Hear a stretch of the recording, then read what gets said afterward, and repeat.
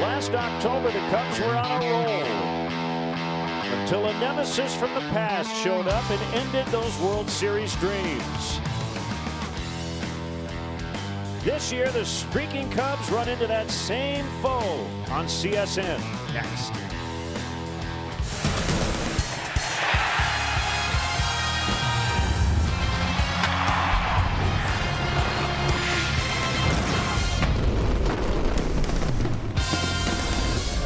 Gorgeous night here in the Big Apple, and we are set for Cubs baseball on CSN Chicago, brought to you by State Farm. The Cubs and the Mets open up a 4-game weekend series. The Cubs coming off a sweep in Cincinnati.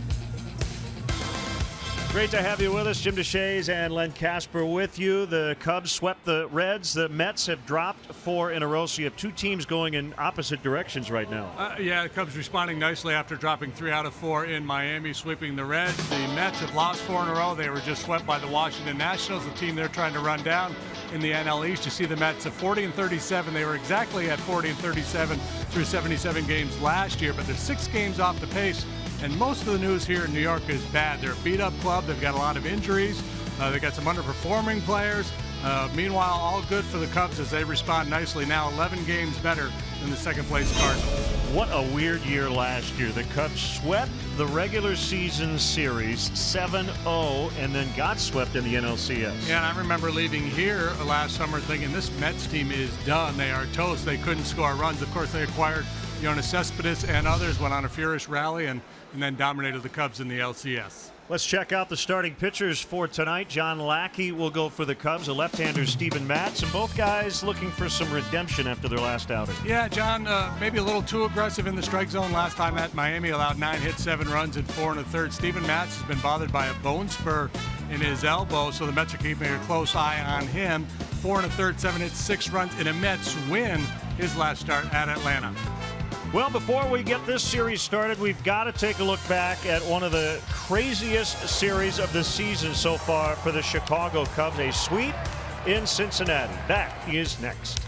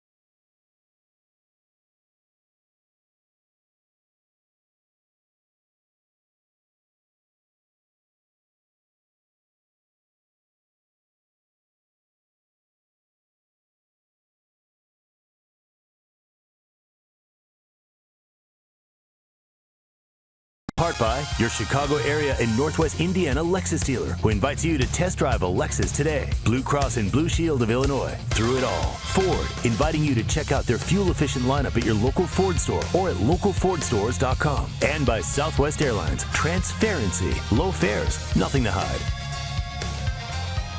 Welcome back to New York, and before the Cubs and the Mets get going, let's take a look back at a crazy series in Cincinnati. Game 1 Monday night.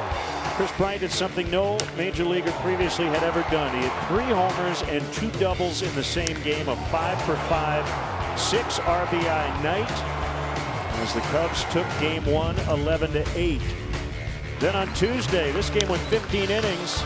Spencer Patton, Travis Wood, and Pedro Strop all played left field.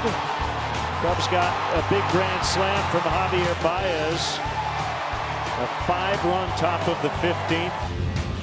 And we called that one the Joe Madden game. And then yesterday, Anthony Rizzo, 3 batters in with an inside the park home run. Unfortunately, on the play, Billy Hamilton was injured. But the Cubs with a 9-2 win. Albert Almora Jr. with his first career home run. A little bit of everything in that series. Yeah, Cubs ended up hitting 10 home runs in that series in Cincinnati. They've averaged better than 9 runs per game in their games at the Great American Ballpark. So you see the Bryant game on Monday. If you watch that game on Tuesday, you might have assumed that Joe Madden was duct taped to a pole or something in the clubhouse with all those pitchers getting to play left field. And then the Big Riz with the inside the park home run, the first of his career. Good stuff. So Cubs and Mets will open up a 4-gamer next from New York.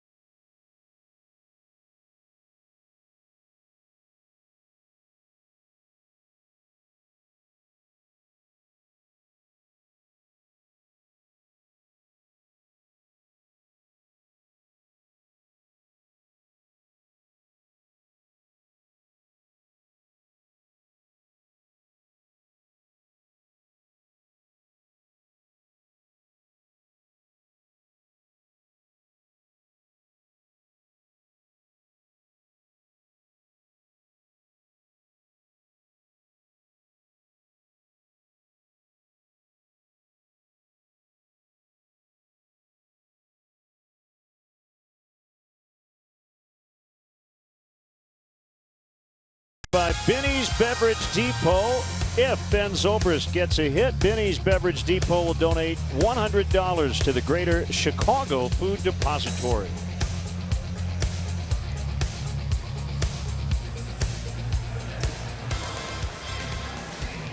Cubs and the Mets.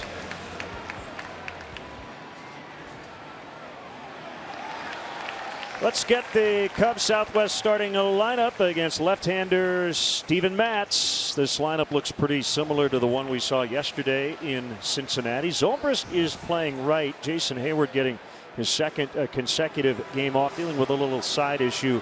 And because it's a left-handed starter, Joe wanted to give him one more day. Bryant, Rizzo, Contreras catching. Baez at second. Matt Caesar gets his 3rd consecutive start on this trip. Addison Russell, the shortstop, Lackey, the pitcher, and Albert Almora Jr. batting 9th.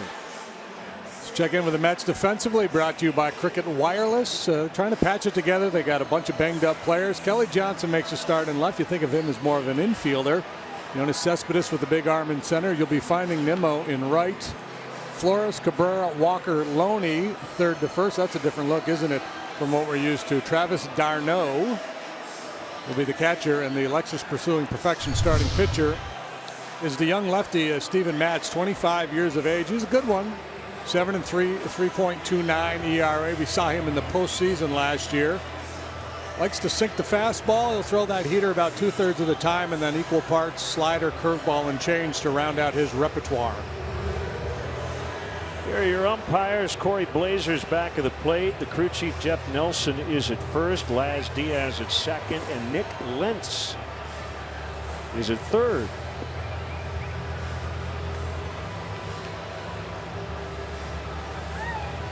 So all eyes surprise for the Met faithful on the mound tonight with Steven Matz making that start. He's been bothered by a bone spur. He and Noah Syndergaard both. It's been a big story here. Apparently, Matt's bone spur is a little bit more of a problem than Syndergaard's. He had contemplated surgery, but after a meeting with some of the front office staff, said he would try to pitch through it.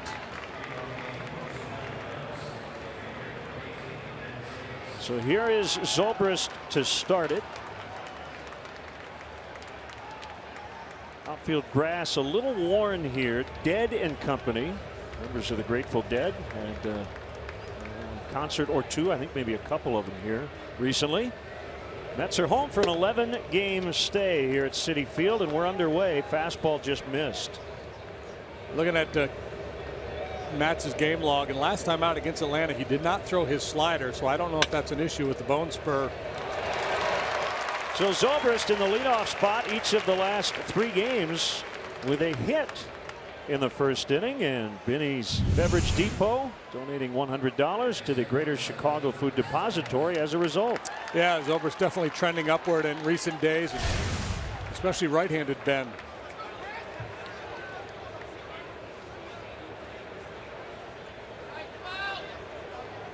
Here's Chris Bryant.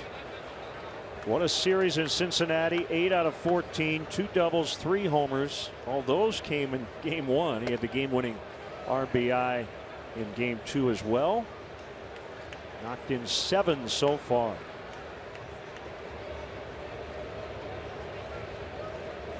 So he's maybe the early leader for National League Player of the Week, right? 3 games, 7 RBIs, swing and a miss, 1-1.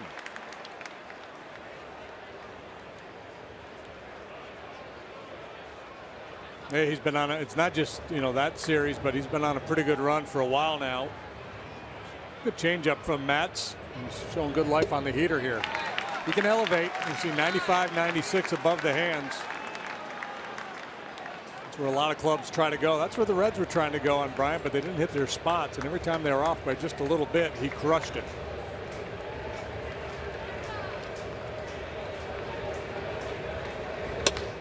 In the air to left. Way back, and it'll go!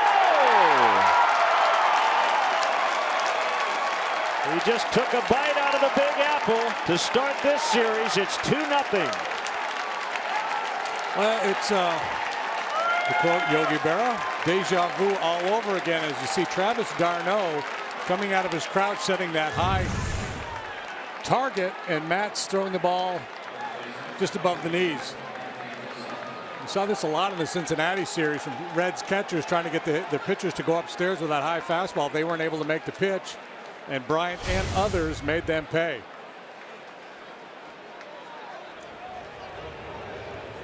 Well, 3 batters in yesterday. It was 3-0 on the Rizzo inside the Parker. Tonight, 2 batters in. It's 2-0. I think Chris should go over to Bryant Park and have his picture made by the sign. That's what I think. 1-0 to Rizzo is outside.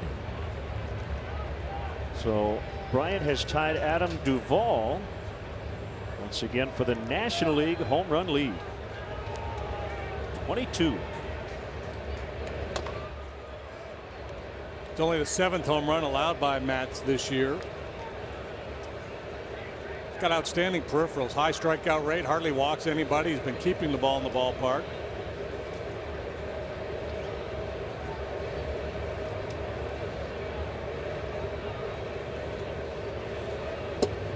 It's a strike and on the outside. Matz facing the Cubs for the first time in the regular season. We did see him in the National League Championship Series. On a bounce to Loney, that'll be the first out.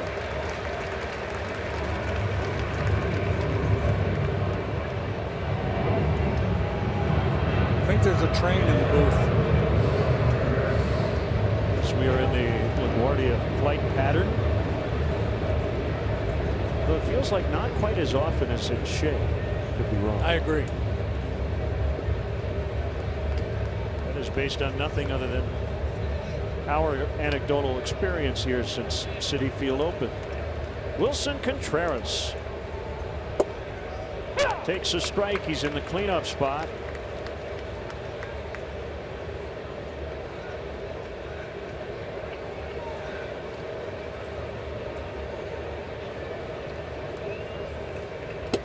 Outside, temperatures in the low 80s. Gorgeous night.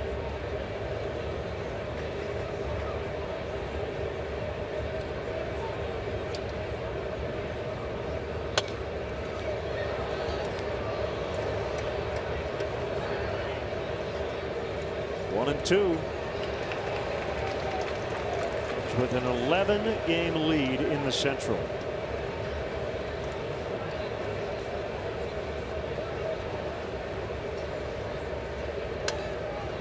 Tapper foul. One of the Mets got swept in Washington to drop 6 back in the East. Only a half a game out of a wild card spot. Terry Collins, not even halfway through the season, doesn't talk about a wild card spot. He wants to win the division, but as poorly as they played here as of late, they're okay in terms of playoff positioning. Yeah, they're in a very important stretch in their schedule. This homestand will take them to the All-Star break.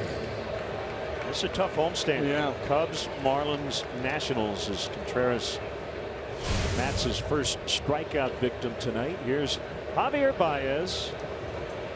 And then we'll see the Mets again right after the break. Second series after the All-Star break, July 18th, 19th, and 20th. They'll be in Chicago. 3 hits and great defense yesterday from Baez in Cincinnati.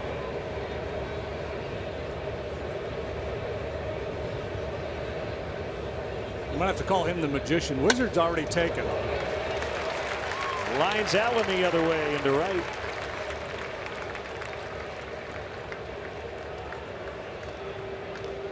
Joe was talking about him in his pregame comments, and he talked about him striking out less often, staying on the ball better.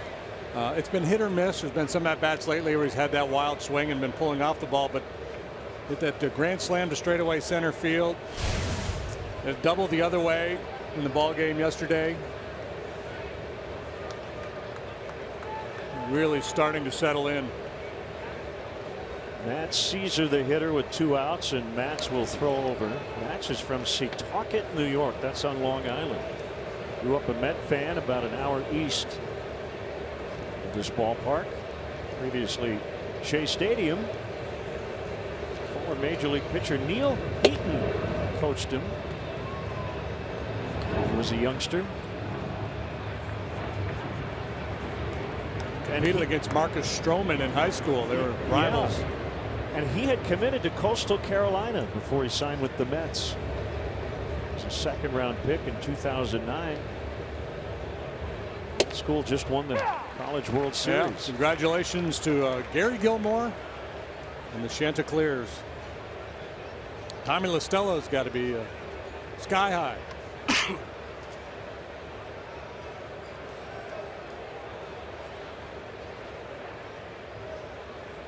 Matz fires over. Keep an eye on Baez.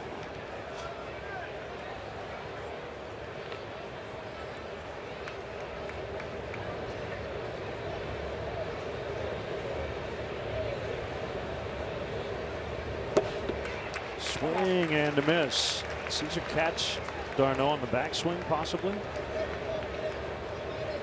It's the last thing Darno needs. He's been beat up a lot the last couple of years. Just came off the disabled list a few days ago. It's been 11 steals, 4 caught with Matz on the mound. Tried to use a little bit of a quick step that time. He's still got a little bit of a long arm action.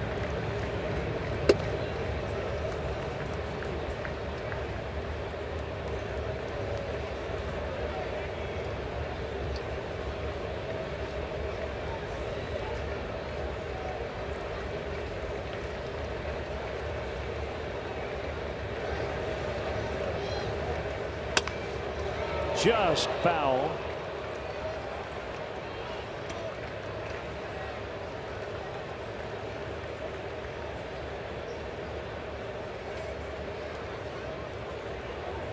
They're just getting settled in. And notice the score. Yeah, Chris Bryant with another home run. Booming shot to left after Zobrist singled to start the game. Called strike 3. We got him on the curveball to end the inning, but the Cubs get 2 on the big Bryant swing. John Lackey to the mound when we come back.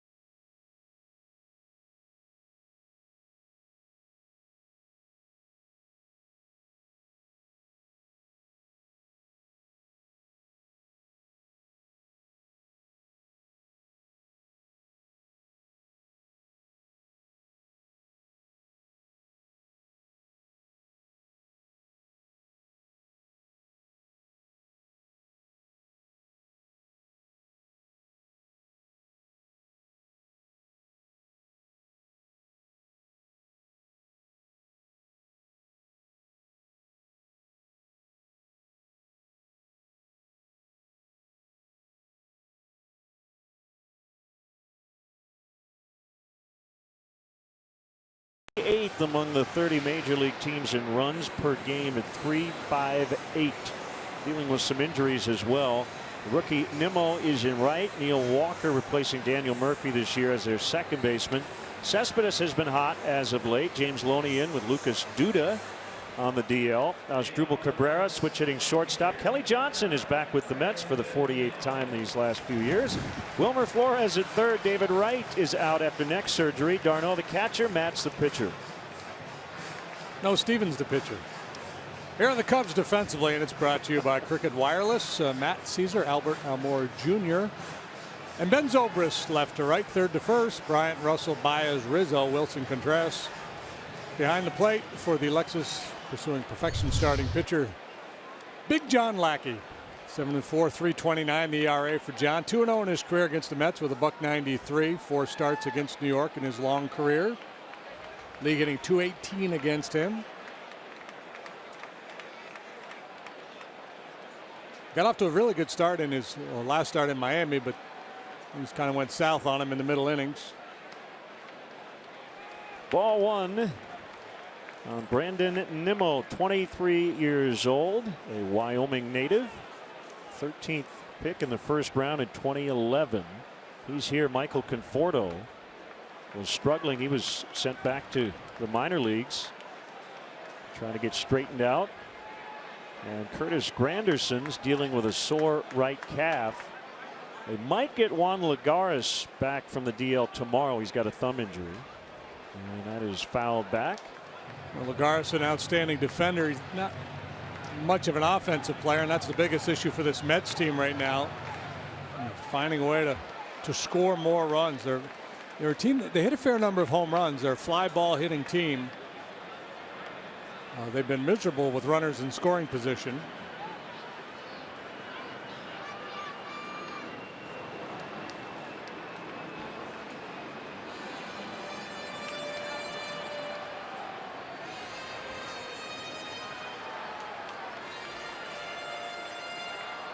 One and two on the Mets leadoff man.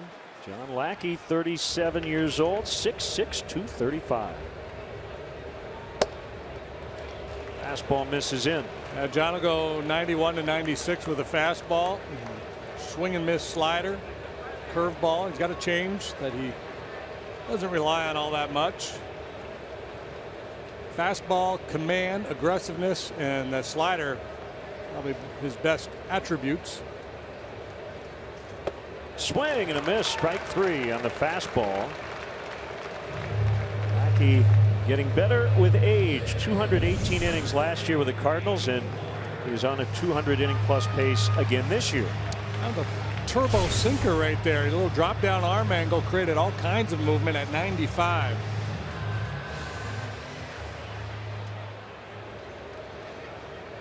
Yeah, for a guy that has thrown as many innings as he has, there's been no drop off in his stuff. Neil Walker takes inside. Very familiar to Cub fans. A former Pirate.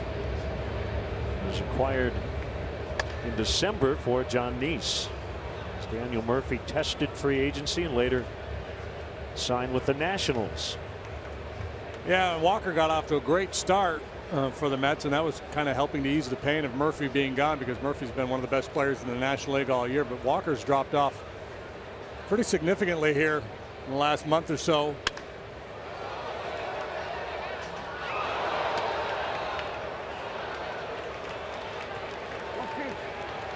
Switch hitting second baseman. 14 home runs on the year, but only one here in the month of June.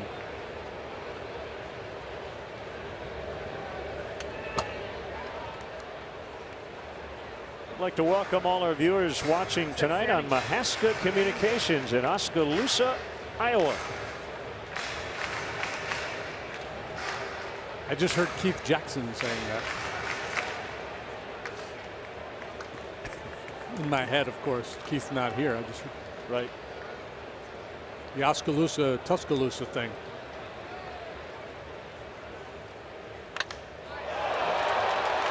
Deep left center. Almora with a little leap and the catch.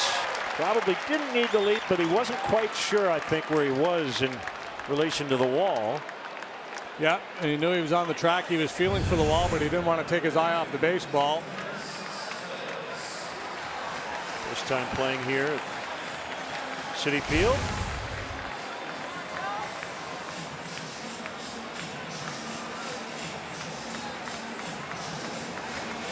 Yoenis Cespedes.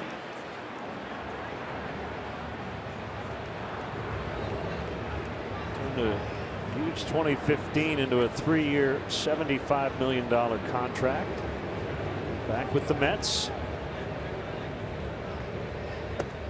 Yeah, they called Matt Harvey the Dark Knight, but it was Cespedes who came to the rescue for the Mets last year.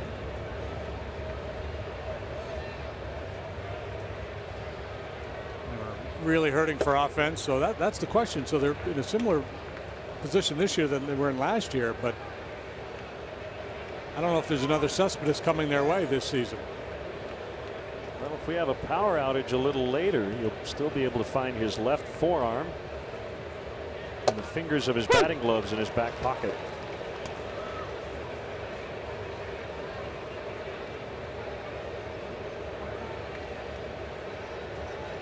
I guess there's a compression sleeve giveaway coming up. I saw that, yeah. Okay. Hey, you got him on that sinker. 1-2-3 go the Mets. 2-0 Cubs.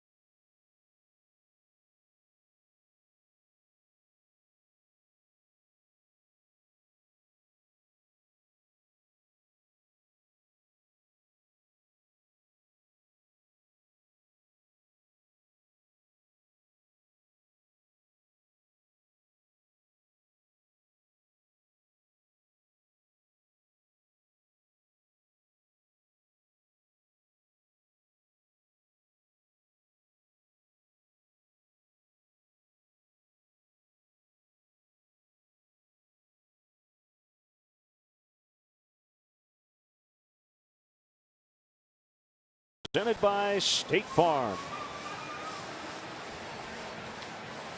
A little harder to tell who the Cub fans are here in New York because the Mets have a similar shade of blue as their main color. So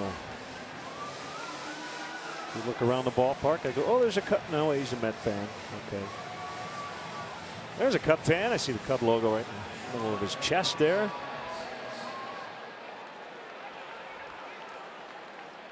Yeah, they're here. He was chatting with one out on the hallway a little bit earlier. Matt Engelbright here with his family from Iowa. Big Cub fans. Addison Russell homered yesterday, walked a couple of times. This is his 8th homer of the year.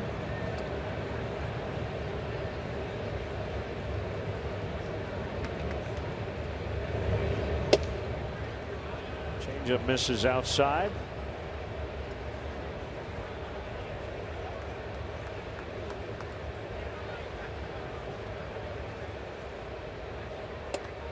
That is in for a strike. Matt's grandmother was from Brooklyn and adored the Mets. She worked in a deli, used to cut out milk carton coupons. And every 20 she saved got her an upper deck ticket to see the Mets at Shea Stadium. And used hundreds of those cartons to take her family to the games. Ground ball to short, backhanded by Cabrera. One away, it'll bring up the pitcher Lackey batting 8th.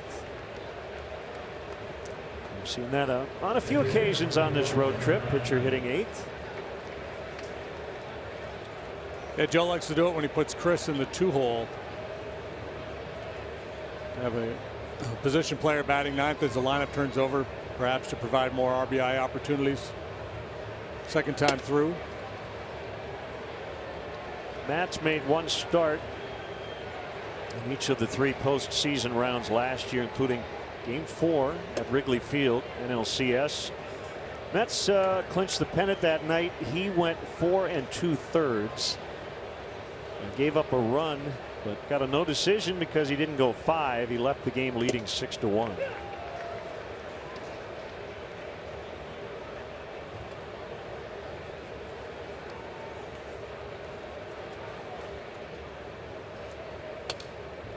Two and 2 on Lackey.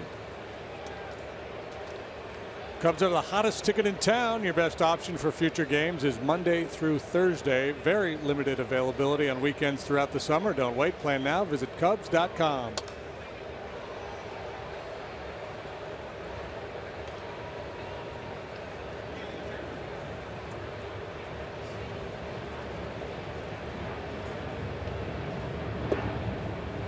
John will do that, man. It's 2 and 2, and he just stood there like a statue. I know you're not going to throw me a strike. Now he's ready to hit. We'll try another 3-2 here in a second. How could he know that he's not going to throw him a strike on 2-2? I don't know, but he's done that a couple of different times. Maybe he's just going into 50-50 mode. Right. Third strikeout for the lefty. We'll bring up Albert Almora Jr., who went to the opposite way for his first major league home run. Fortunately, a Cub fan caught the ball, and Albert did get the home run ball. He said that the fan pretty much offered it to him without any sort of negotiating, and Albert signed a bat in exchange for the ball. High for ball 1. Well, there was a better chance that that ball was going to end up in a Cubs fan's hands than a Reds fan's hands. Drilled to deep center. Cespedes will have to chase it down. It hits the base of the wall. Almora into second with a double. That was one impressive swing of the bat. Straightaway center field. No chance for Cespedes. Not unlike the pitch he hit for his home run in Cincinnati.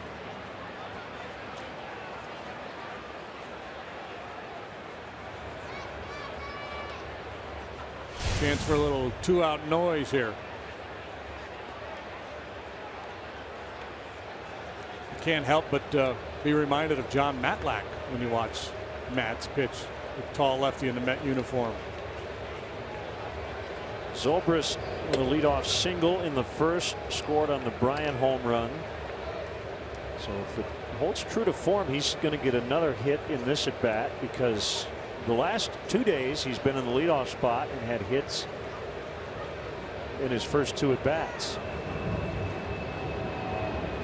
They're playing all the right-handed hitters, that strong pull on the infield. They got Flores very tight to the line, and Cabrera towards the hole, and I think it's just a function of Matt's style of pitching. The changeup pitch that'll get pulled, that fastball running in on the right-handed hitters, the breaking pitch, all those potential pull on the ground pitches.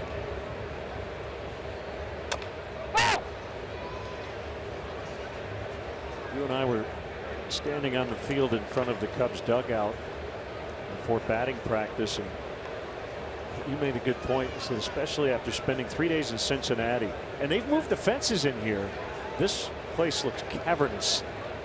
Yeah, it's a completely different field. The dimensions aren't that daunting for the hitters. I mean, but Parker's always played big.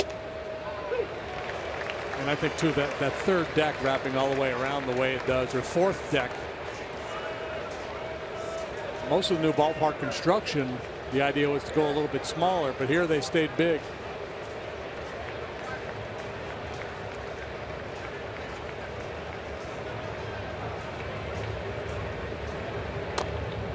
Check swing foul. Well, if we were in the Little Apple, they would have gone little. They might have done that. Yeah.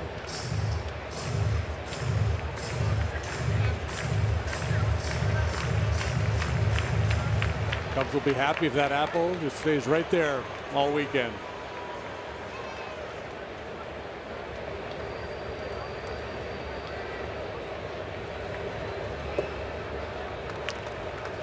Full count on Zobrist, and Darno will head out to discuss. Cubs, as per usual, making Matt throw a lot of pitches here.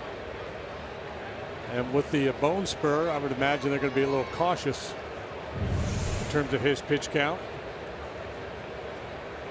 Ooh, that a little off the bare hand after it deflected off the heel of his mitt. former Cub catcher Steve Clevenger, now with the Mariners, suffered a broken hand last night. Foul tip? I believe he got hit by a foul ball. Well, Clayton Kershaw to the disabled list, and the Dodgers have acquired Bud Norris, trying to plug a hole in their rotation.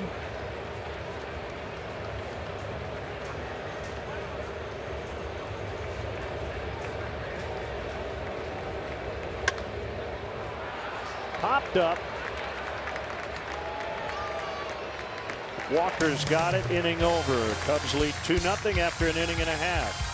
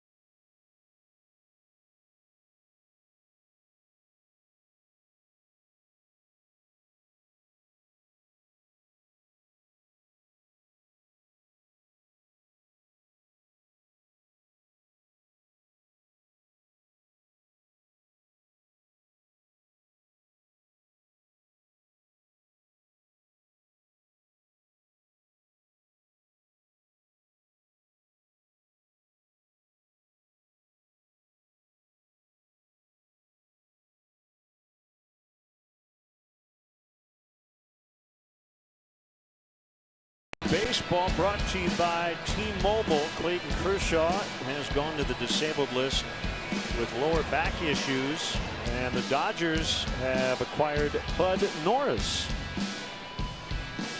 from the Atlanta Braves. Norris not having a great year, but he's been throwing the ball well of late. We witnessed it. He was really good in his start against the Cubs down in Atlanta.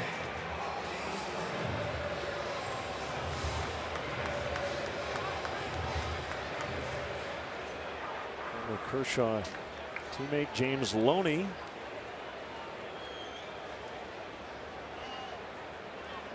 will lead off for the Mets.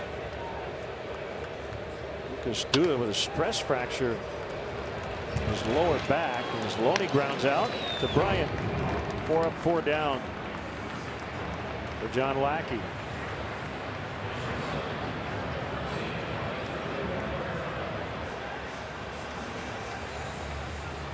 Miami Marlins acquired Fernando Rodney, the ex-Cub, from the San Diego Padres, for a minor league pitcher. Rodney putting together an all-star caliber first half with an .031 ERA. Yeah, I think most observers would argue that the Marlins probably need starting pitching more than bullpen help, but you get what you can do, right? I mean, they had a pretty good looking bullpen when we saw them.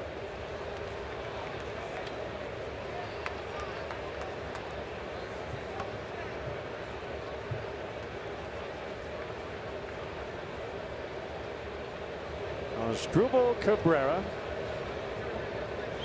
signed as a free agent over the winter.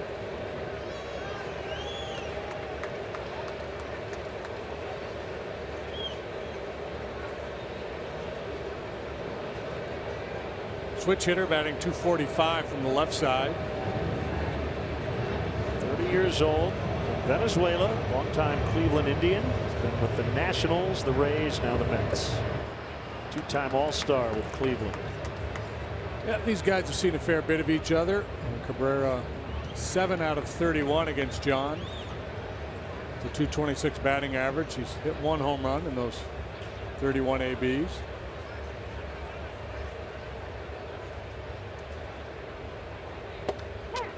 He struck him out looking. He's got unbelievable movement on that two-seamer here tonight.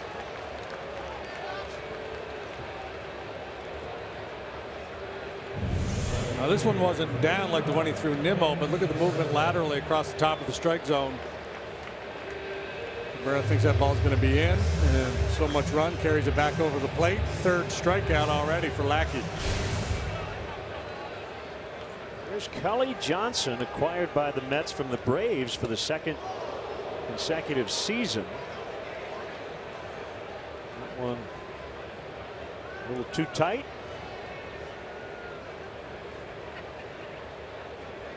He's been with the Braves, the Diamondbacks, the Blue Jays, the Rays, the Yankees, the Red Sox, the Orioles, the Braves, the Mets, the Braves, the Mets.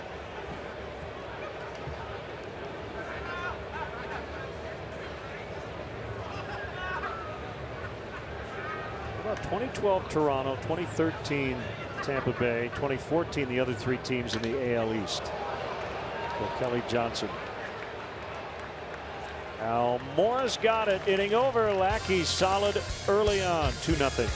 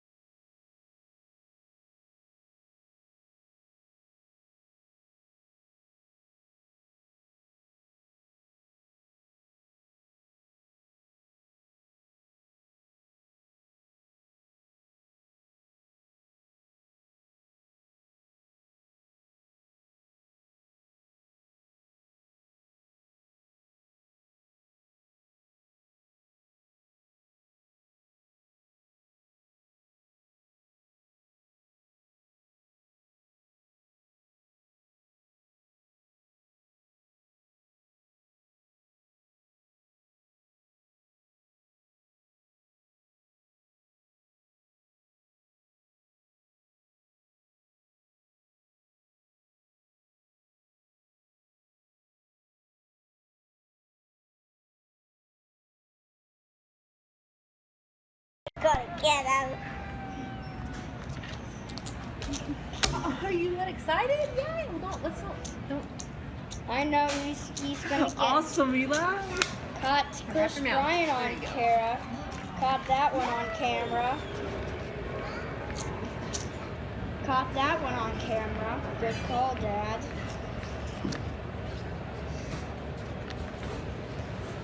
That is the most awesome thing you will see today. That is Eli Hillenmeyer, a young baseball fan. Very excited about the Chris Bryant card. So the family tweeted that out, and Chris retweeted it, and I just retweeted it as well. That's awesome. I just love that kids are still into baseball cards.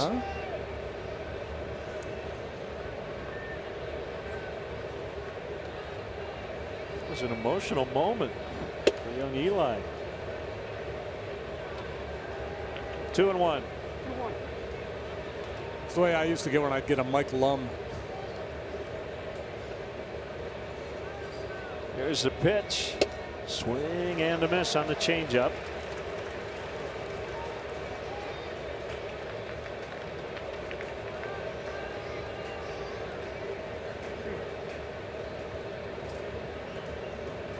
Calling for that high heater again. Matz doesn't want it.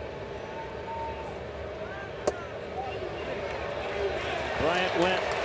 Call made by Jeff Nelson. Strikeout number 4 for Matz. Tuesday, July 5th. Cubs and Reds first pitch at 1:20, and up to the first 10,000 early arriving fans will receive a special Anthony Rizzo tarp catch bobblehead presented by Reynolds Wrap. For more information, visit Cubs.com. Which one? The original? The tarp? original. Yeah.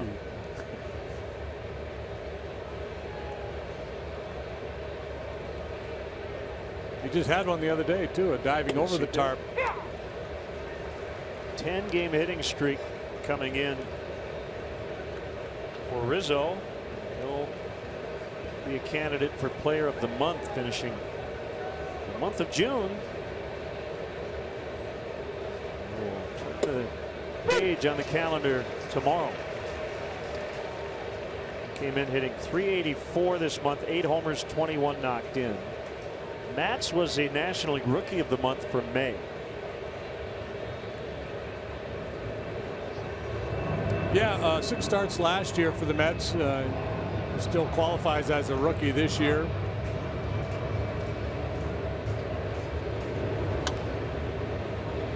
This time on 2 bounces to Walker, who gets him.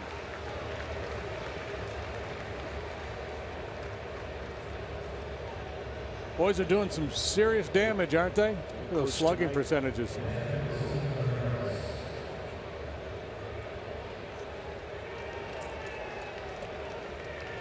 So 2 outs. Here's Wilson Contreras.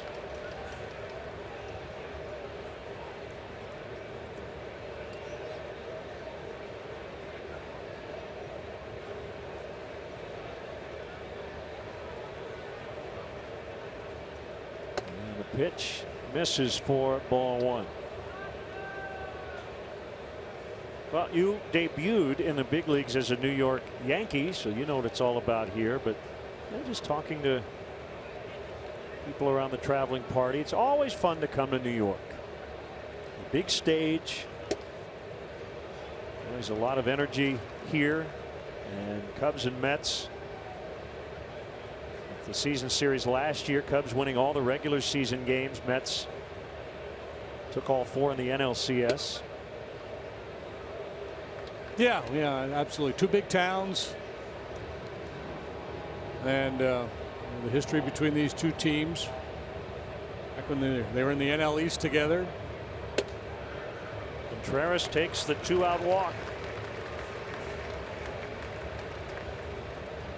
That's a good sign, isn't it? He has been definitely willing to take his walks. Yeah, and that's part of the Contreras story when you look at his career path through the minor leagues, was the ability to get better and better in that regard each year. He's already walked 6 times. Now just his 13th game. His walk rate continued to go up while his strikeout rate was going down. Change up. Strike one on Baez.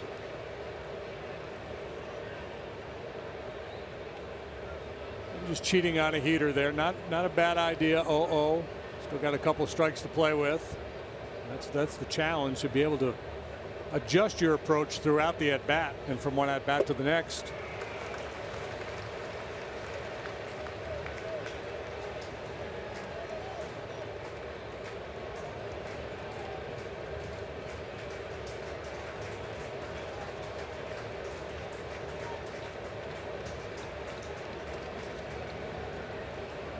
Change up now. Looks like they're calling for a high heater. It worked. 5 strikeouts for the lefty, but the Cubs lead 2-0.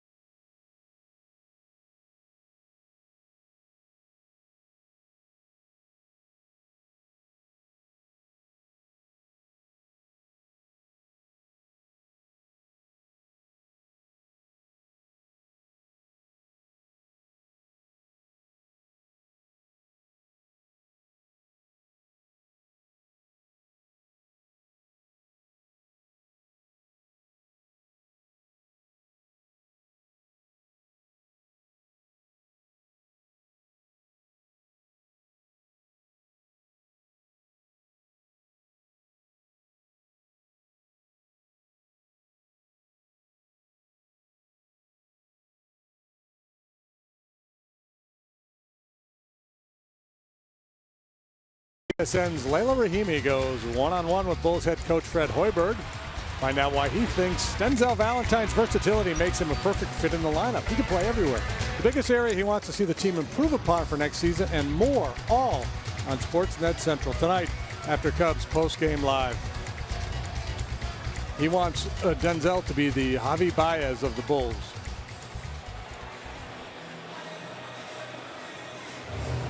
Wilmer Flores will start it for the Mets. He's playing third.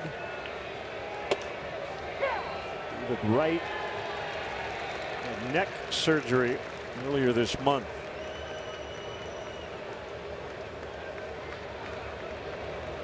I don't know if we really have a return date. I keep hearing maybe out for the year. Yeah, right. I mean, he's had all these back problems last couple of years. 1-2 the count. Wild year for Flores last year. Thought he had been traded to Milwaukee in late July in an all but done Carlos Gomez deal. He was seen crying on the field that night. Trade fell apart due to medical concerns about Gomez. Flores not only stayed but became a cult hero to Met fans who loved how much he wanted to stay with them. So there is crying in baseball, is the moral to the story. Call strike 3. I don't know if they'll be crying after this call or not.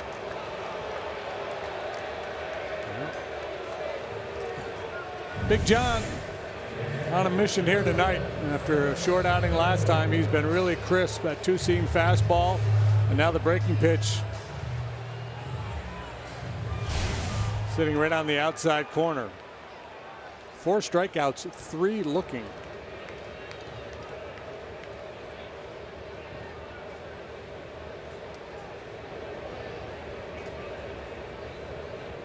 Travis d'Arnaud, the catcher.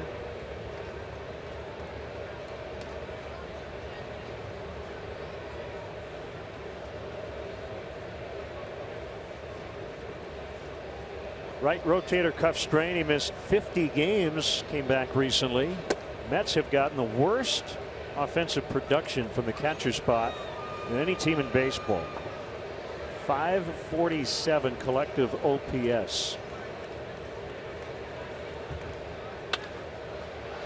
And of course a base hit. And Darno's capable. He's only had 69 at bats this year. If he can stay healthy, they'll improve in that department. Plawecki, Rivera, and Darno taking the reps behind the plate. Evan Plawecki is back at AAA. And Rivera backing up Darno. Strike called on Matz. Showing bunt there. A little bit surprised because he can really swing it. There's already one out in the inning. They're down a couple of runs. Yeah, his major league debut, he went 3 for 3 with a double and 4 RBIs last year on June 28th. Yeah, and if he's supposed to be bunting, he probably shouldn't be taking strikes.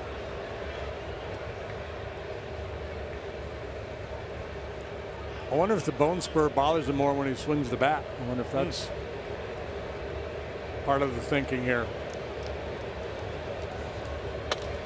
Apparently not. That will reach the seats. In case you hadn't noticed, I'm trying to set a Guinness record here tonight by mentioning bone spurs more than anybody else in the history of broadcast television. It's all over the news here. It really is. You never had one, huh? That you know Not of. that I'm aware of. Probably. I think it a chip or bone spur, but nothing that really ever really bothered me. A topper. And you can probably hear Lackey yelling at his catcher, let it go, let it go. And Travis did, and it was foul. Noah Syndergaard, in my opinion, learned a lesson the other day, and that is just tell the media what's going on, because he denied originally that he had a bone spur. Eventually, I think the Mets did disclose it, and then he had to talk about it. But it seems like here more than anywhere, that stuff will blow up on you. It really will. Swing and a miss, strike 3. Yeah, well, they had the whole dust up at the post-game press conference with Terry Collins when he was wrapping up, no more questions, and as he started to walk away, Jay Horowitz, the media relations director for the Mets, longtime media chief here, kind of, you could hear him off stage kind of say something, and Terry kind of grumbled. And what he said, the puppy dog wants me to tell you that Syndergaard's got a bone spur. Or at the time, an elbow. It was just kind an of elbow, a general elbow. He's getting his elbow checked.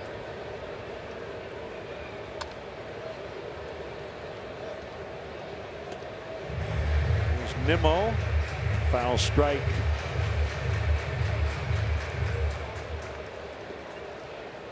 One base runner so far against John through 2 and change here, and it's fairly common, man. First time through the order, he's usually pretty clean.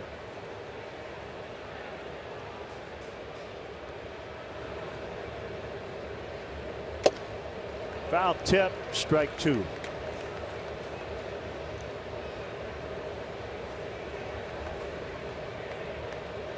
Cubs are more than halfway through this pretty rigorous stretch. A lot of road games, but 24 consecutive game days without an off day.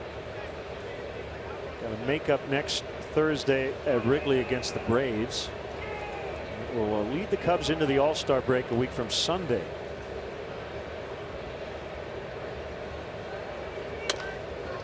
Bounced up the middle. Baez to the bag. And the inning is over. Hit, no runs, 2-0 Cubs after 3.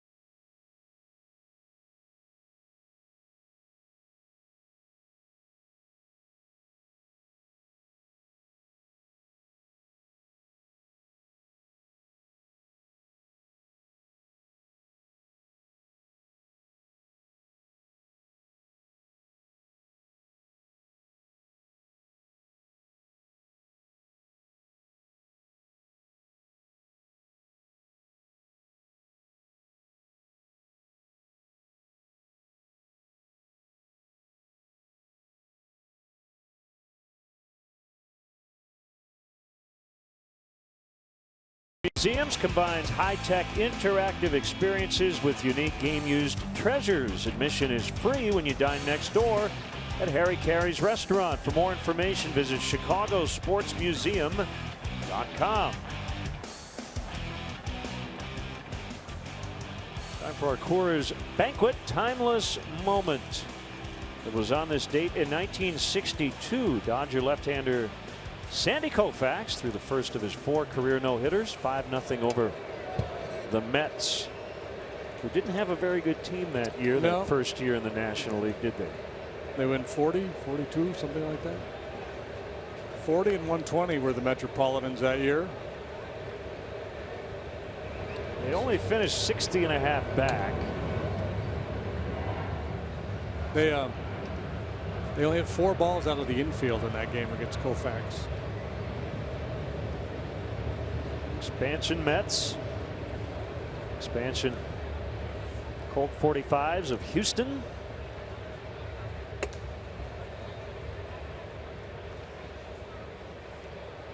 Played the Polo Grounds and drew under 1 million fans. There's Noah Syndergaard. Thor, he'll start on Sunday. Called strike 3. Caesar is out.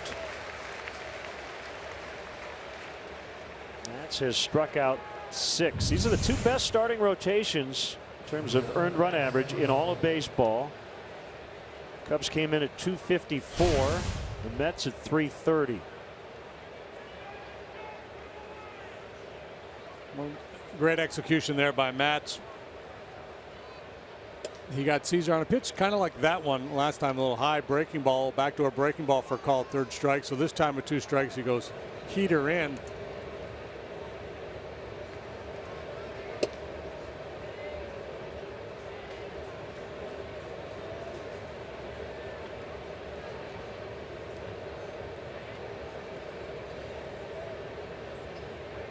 All right, cheat on one here, Addy. Good swing.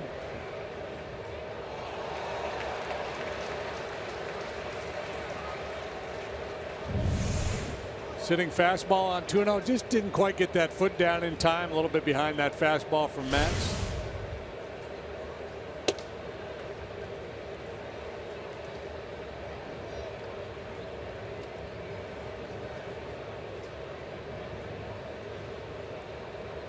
Welcome those viewers watching on TVA Sports in Montreal tonight. Bonsoir, mes amis. Au bâton de l'arrêt-court, the shortstop, Addison Russell. He walked him. All right, you got to do this read in French. I got no chance. On Wednesday, July 6th, Cubs take on the Reds. 1:20 first pitch. They're celebrating 100 years of Cubs baseball at Wrigley Field. Up to the first 30,000 early arriving fans receive a 1916 Chicago Cubs replica throwback jersey presented by Ideal Industries Inc. For more information, visit Cubs.com. There's Lackey with a man on and 1 out. And he takes a big hack and he missed it. So John Dewan, back to sports, came up with summed games back. The idea here is that if you're in 3rd place, you should add up the number of games you're behind the 2nd place team and then behind the 1st place team, right? Did pretty well out into right. Nimmo will get it for out number 2. So you mentioned the Mets finished 60.5 games out in the National League behind the San Francisco Giants in 1962. Giants went 103 and 62. The Mets finished 10th, 40 and 120. In the summed games back department, the Mets finished 400 games out. So the idea is that you not only have to catch the 1st place team, you got to catch everybody in between.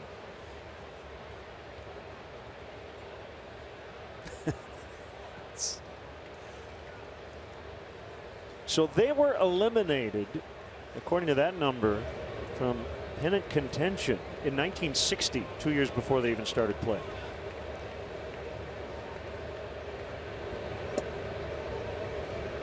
All 1 on Almora. He doubled in the 2nd.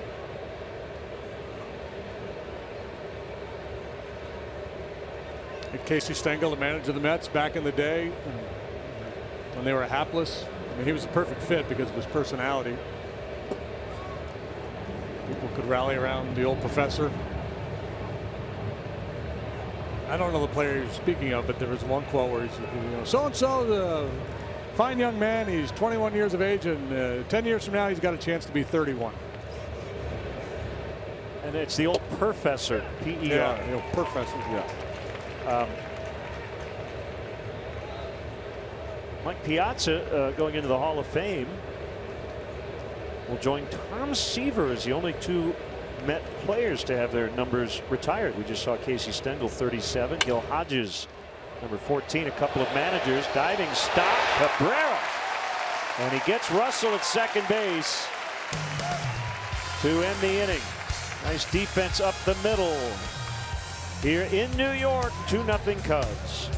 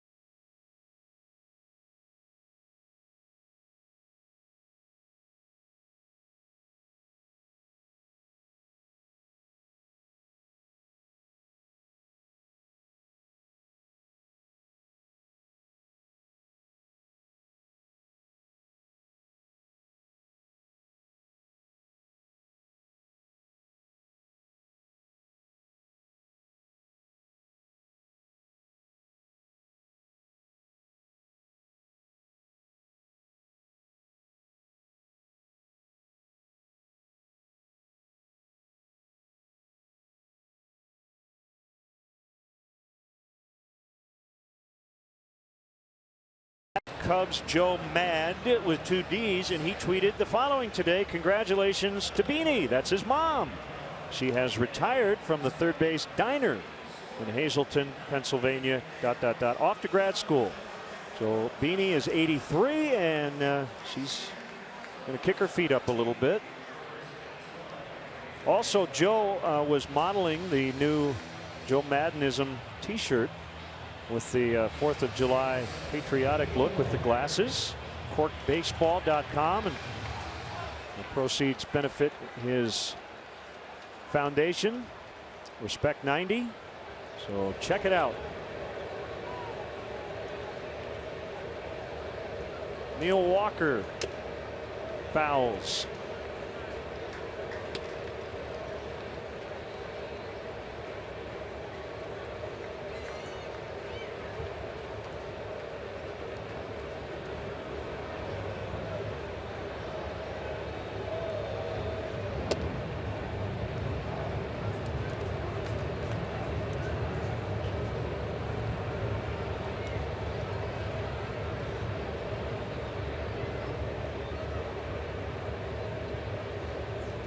The wind and the 1-1 inside.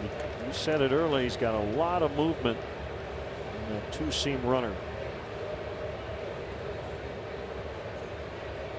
He's such a smart pitcher and able to kind of tailor his approach based on the weaknesses of opposing hitters, and you just have the sense that they came into this game thinking let's throw more 2-seamers here tonight. They're probably looking for sliders. That's been his best pitch. It's been one of the most effective pitches in all of baseball when you look at the advanced metrics.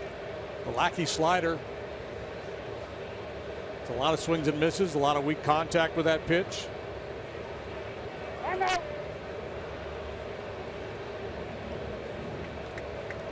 Tonight it's been heavy fastball and a lot of 2-seamers, a little drop down, sinking running action.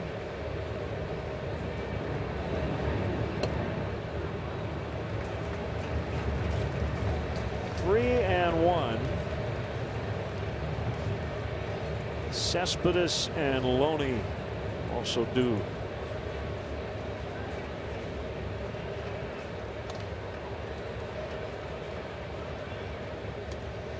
In terms of average, Walker's been about the same guy throughout his career from both sides of the plate. Far more power from the left side, but this year he has hit a few home runs as a right-handed batter. Normally you think of Walker, this would be his more dangerous side.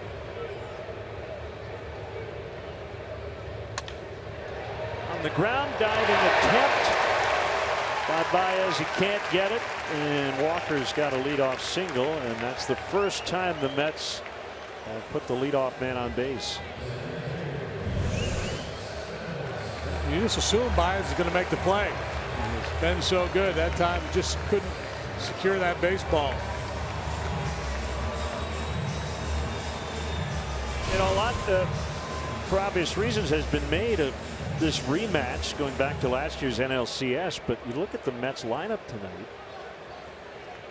and really two guys, not including the starting pitcher who did make a start in that series, but Cespedes and d'Arnaud in their positions. That's it. Everybody else is different.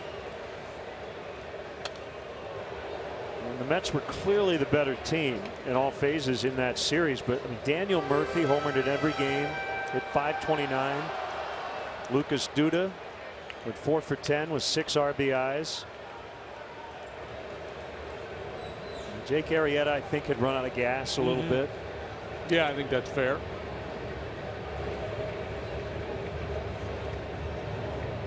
It was the nature of baseball. Cubs caught the Mets at their best.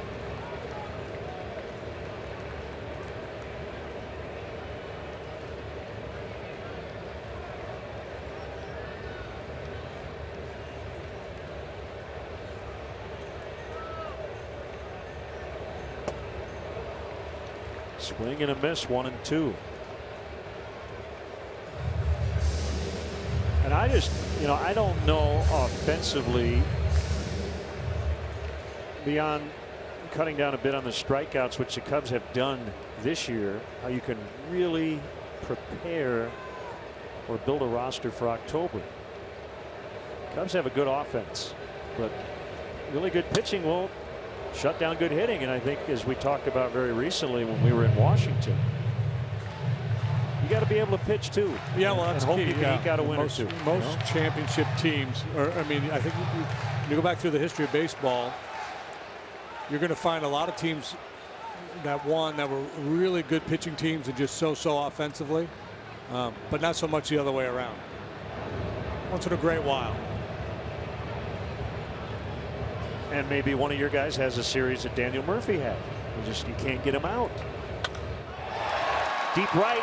Zobrist leaps and catches on the warning track. He hasn't played a ton out there, but you'd never know it. Yeah, Cespedes put a pretty good charge on that one. Cespedes is better down than up, but he got on top of this high fastball. It's out away from him, and instead of trying to pull it, he rides it the other way. And a nice play by Zobrist. He threw a runner at home plate from right field in the ball game yesterday. He's played mostly second, a little bit in right. Now, in his career, he's played a lot of right field. This is only his 5th start out there this season.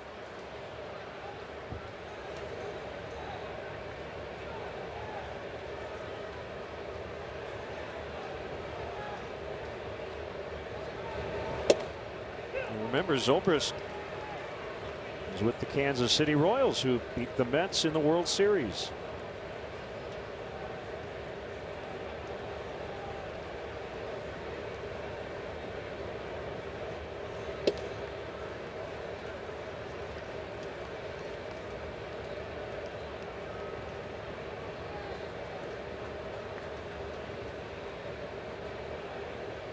Loney's always been a good contact guy, doesn't hit for much power.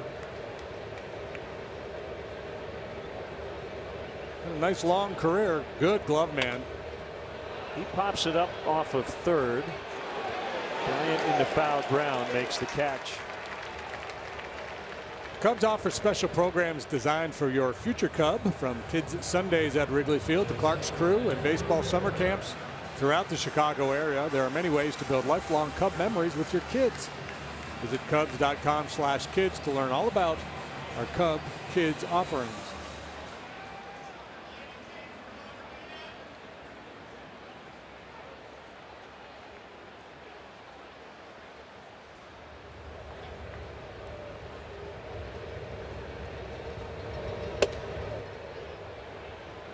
Fastball misses high. Yeah, I like Cabrera. I like what John's doing here tonight. You know, he likes that runner against the left-handed hitters, but he's making sure he does his work inside. He straightened up Kelly Johnson earlier. He came inside on Loney once. Just did to Cabrera. And if you just work middle away, you're going to get punished. And you know, once you've given up 5 or 6 runs because you've just lived on one side of the plate, then it's not time to knock somebody down. Then it's too late. Then it's on you for not establishing hard in.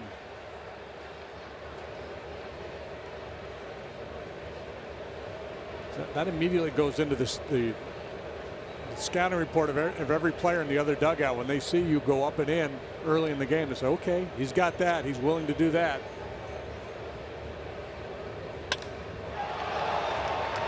Almora in center to end the inning. Still 2-0 Cubs as we head to the 5th from New York.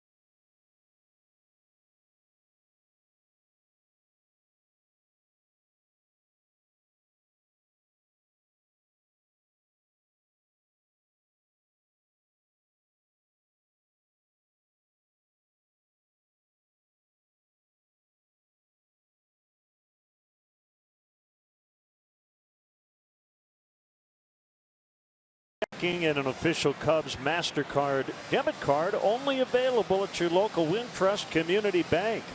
Go to wintrust.com/Cubs to learn more. Member FDIC.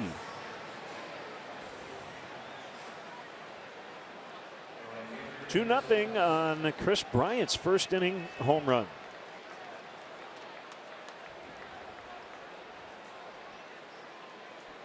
Zobrist started the night at 299, now up to 301. Likely a starter in the All-Star game, along with his other 3 infield teammates as he bunts toward third foul.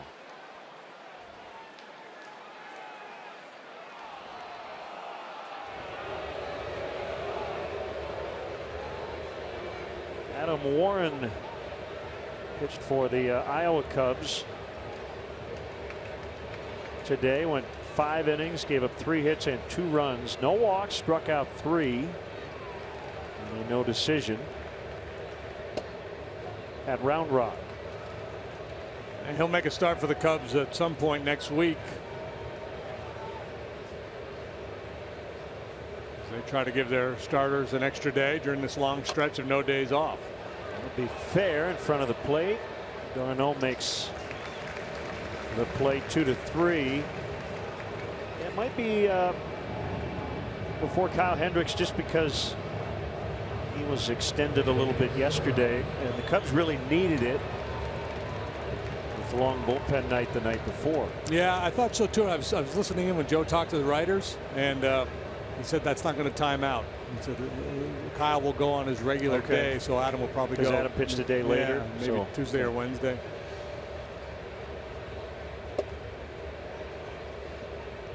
Yeah, so if he stays on his normal rest as a starter, it would be next Tuesday, or as you Kyle said, will be Monday. Yeah. Yep. Makes sense. For me, it's it's the multiple high pitch count games that you're more concerned with, and especially with a guy like Hendricks, who's a field pitcher. He's not he's not throwing 98 miles an hour. There's not a lot of stress. Doesn't mean you don't pay attention to the pitch count, but. Bounce to third, and Flores, you could tell, was trying to decide, do I charge it and play on the short hop or wait back? He probably made the right call. Well, he did, because he made the play. And when you sit back, right, a lot of times that ball will eat you up. Yeah. He hesitates, and he comes in and handles the short hop. Infielders will tell you that big high hop or the short hop, much easier to handle than that tweener. So Jake Arrieta pitches Saturday against Bartolo Colon. So his final start of the first half will either be Thursday or probably Friday if pushed back a day. With Clayton Kershaw now not in the mix, is it setting up for him to be the starting pitcher for the National League in the All-Star game? Yeah, absolutely. Anthony Rizzo out into right. Nimmo back on it, and he can't catch it. Ball right up against the padding. Rizzo to second, and he extends his hit streak with a double. 11 games and counting. He's starting to not only hit left-handed pitching again, but driving the ball against southpaws. Down on one knee. That is picturesque.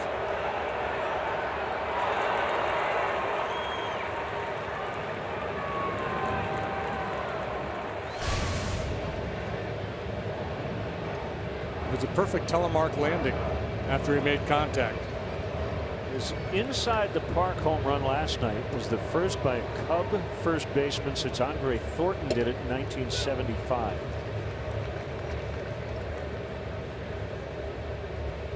First Cub at any position to do it since Tony Campana 5 years ago.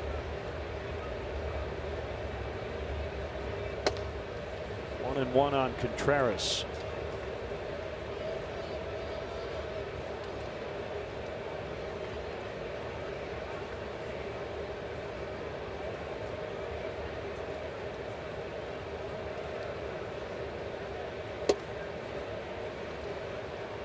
Yeah, Matt's, one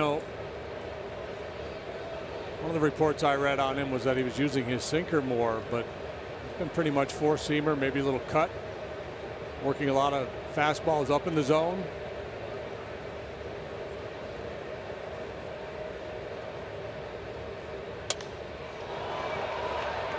Rainbow to center. Cespedes had to make an adjustment as that ball carried more than he thought originally. 2-0 Cubs halfway home on a Thursday night in New York.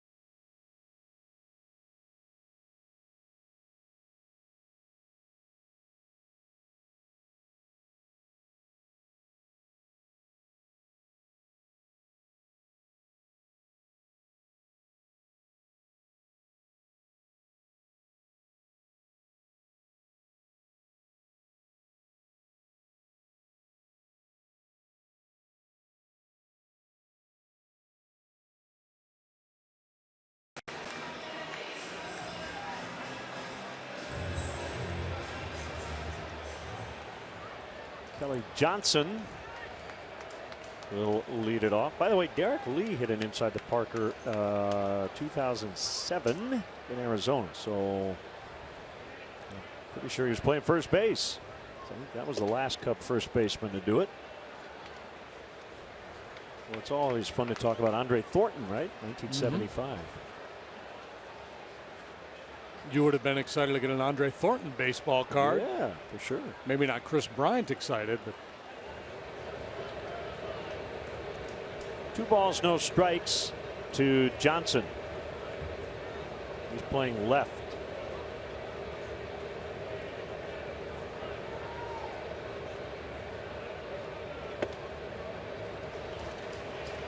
Three and 0.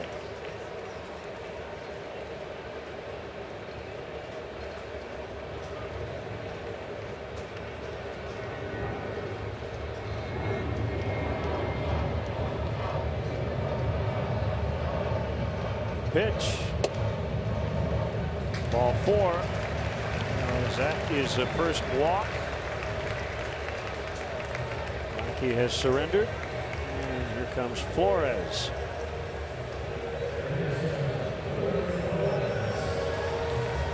Mets don't run much at all. 15 stolen bases as a team. Yeah, 15 steals. So probably a few people in the park who were over in the Bronx today, right? That would be a fun doubleheader. Yeah. Yankees earned a 4-game split with the Rangers. The wild comeback last night. And a 2-1 final today. Was it a pass ball? Yeah. Yeah, pass ball allowed Chase Headley to score.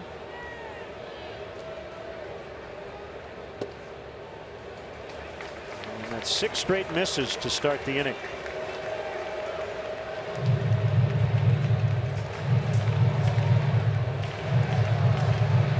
Wilson quick visit Contreras. For a quick chat with John and then right back behind home plate. Just to break up the rhythm a little bit. Try to get him back on the beam. Last at bat win for the White Sox. J.B. Shuck.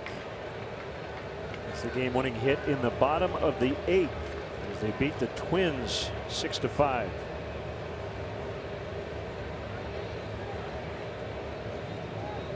Gets the White Sox to 40-39 on the season.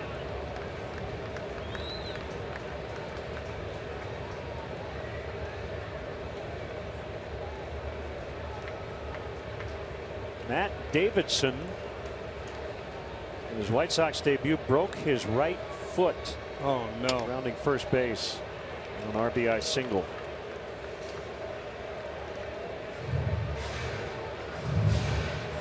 That's brutal. This kid that was their top prospect a couple years ago, I believe, right? It's the guy they got from Arizona.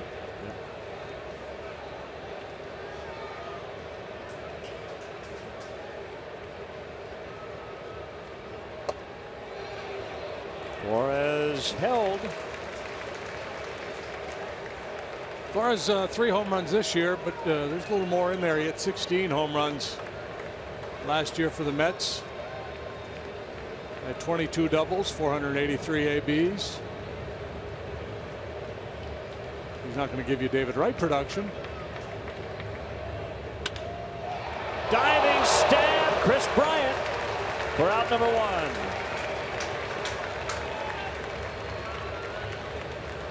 Doing it all. 2-run home run in the first, and now a sparkling defensive play by Bryant. This ball scalded by Flores. A quick reaction by the long third baseman. The long, well-positioned third baseman.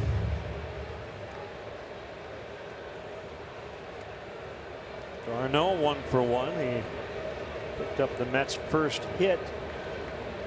Single in the 3rd. Swing and a miss. 3 homers for the Dodgers today in their 8-1 win in Milwaukee.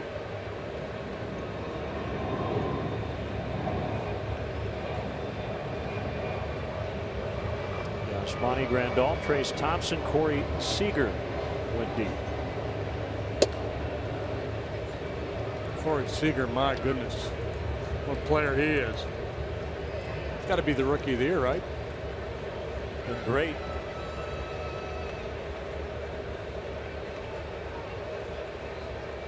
How about the season Jose Altuve's putting together? MVP candidate. Big time, yeah. Over in the American League, leading the majors, hitting .357.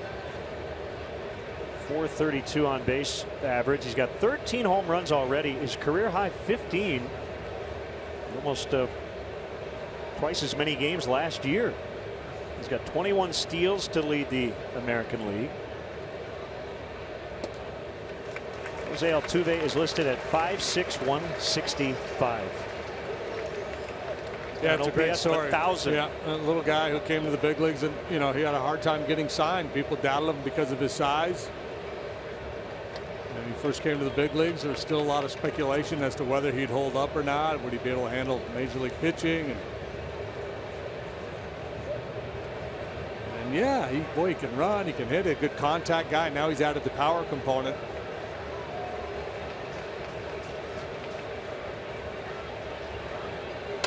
3-1 is fouled away.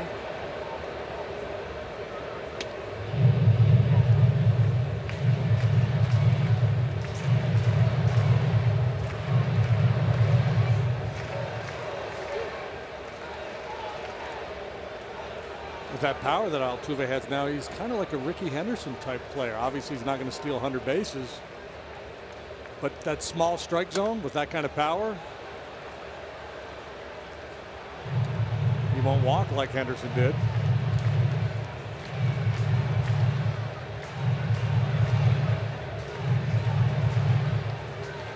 Giants are in Oakland tonight. The DH is in order, but Madison Bumgarner is going to bat ninth and pitch. No lineup card snafu or anything. 3-2 runner not going, and it's outside, ball 4. 2 walks in the inning.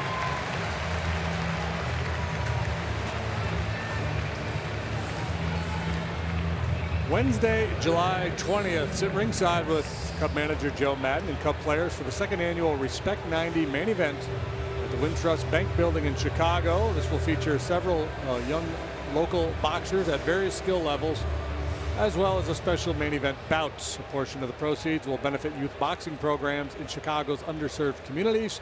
To buy tickets or a table, visit Cubs.com/Madden. First time the Mets have had 2 base runners. Oh my That's goodness. over the head of Matz, and Matz staring down John Lackey saying, what are you doing, man? But that's what a lot of pitchers will do. Square to bunt, you throw up and in, and John Lackey's not afraid to do that. I think that one, I don't think the intent was to throw it over his head, but you can also understand Matt's reaction. That's a little unnerving when you're faced up against a guy, and next thing you know, it's coming right at your coconut.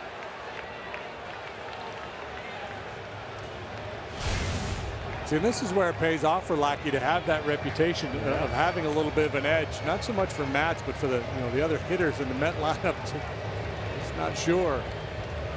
Yeah, how comfortable is he right now? Ball 2.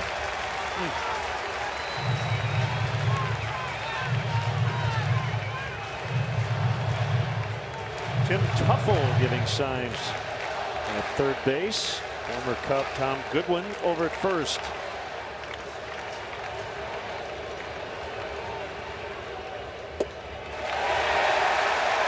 And the crowd making some noise for the first time tonight.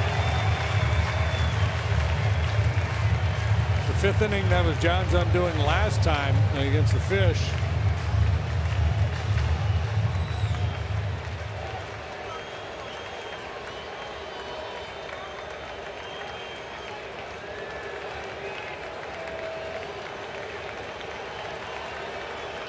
Gave up 1 in the first, 2 in the 4th, and then 4 in the 5th. 4 consecutive reaches in the 5th inning against him.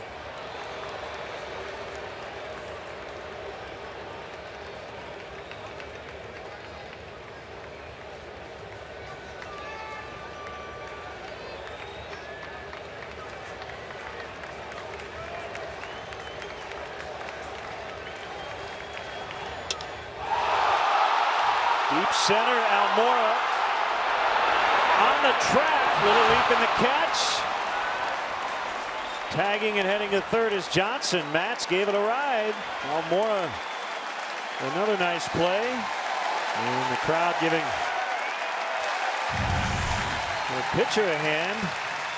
Yeah, and that swing right there, that's why I was surprised they had him trying to bunt last time he was up there with one out.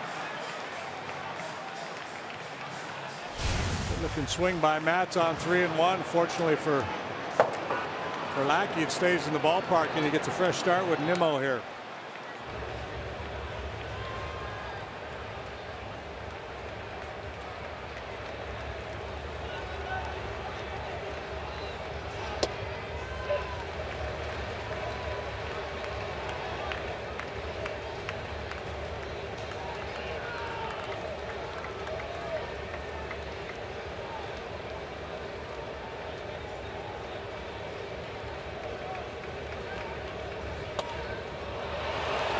Way up in the air. Baez calling. And foul territory. He makes a catch, inning over. They strand them both. Still 2-zip Cubs.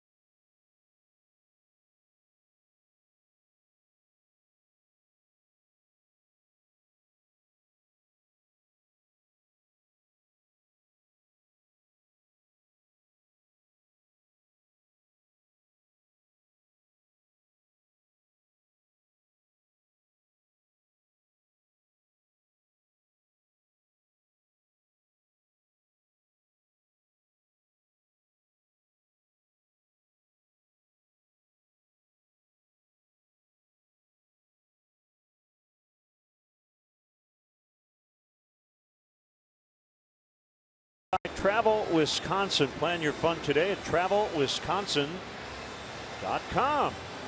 3 more after tonight here in New York. Then back home at Wrigley Field. 3 consecutive 120 starts against the Cincinnati Reds, and then a night game, a makeup against the Atlanta Braves. It's the YNCA schedule. Here's Baez.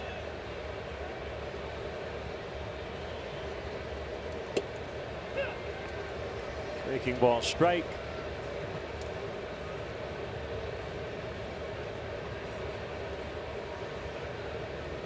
Single to right, strikeout for Javi tonight. Steady diet of off-speed pitches from Matz.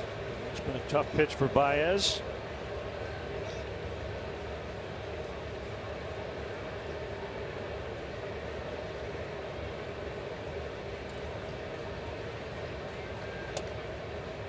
Another one fouled. Yeah, so Madison Bumgarner in the lineup tonight. The first time a starting pitcher has had to hit in an American League park since 2009. Andy Sonnenstein did it for the Rays due to a lineup card snafu. I was talking with Joe today. Couldn't remember. Evan Longoria and somebody else both listed at third base. Sonnenstein actually had to hit third for the Rays. I think he doubled and they won the game. The last time intentionally that happened is Baez sends a towering fly ball to left. Back at the wall is Johnson. He'll watch it go. 3-0.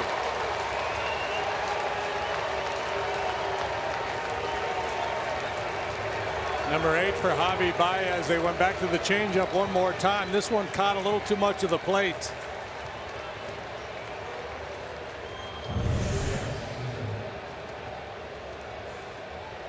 See that changeup, instead of fading away, cut in a little bit. And a powerful swing by Baez. Ford home run replay.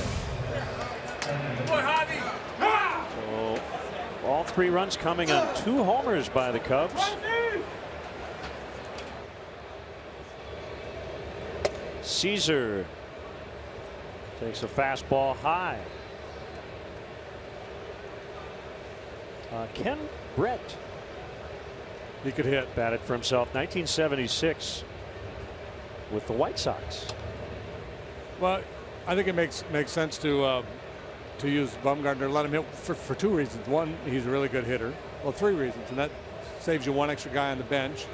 And 2, just he's used to playing that way, you know, being in the game, and he probably feels like he'll pitch better if he's taking his at bats. Soft liner in the right for Caesar.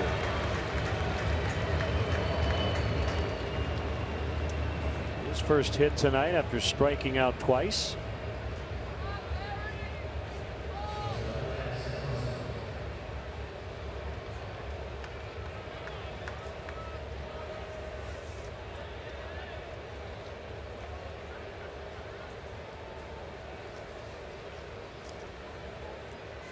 Double barrel action now out in the Met bullpen. One of them is the newcomer, Seth Lugo, just called up today. Fouled away by Russell.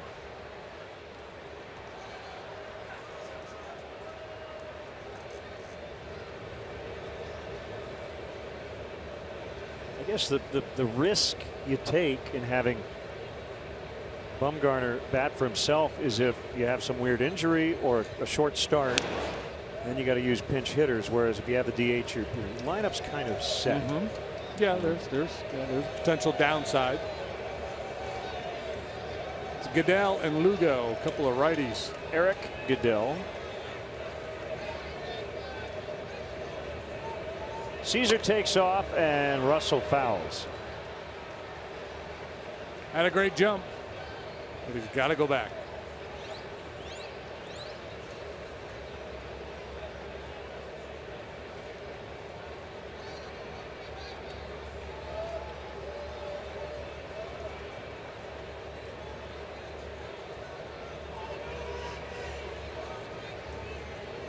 At 100 for the night.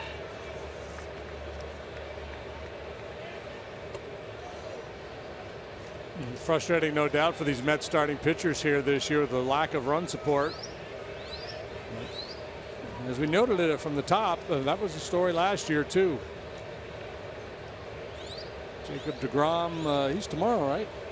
Yeah, deGrom and Hamill tomorrow evening.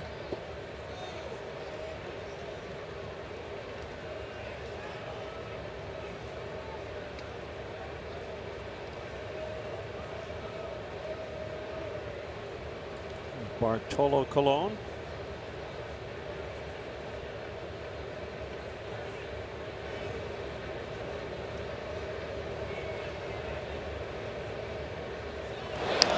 Caesar will be out.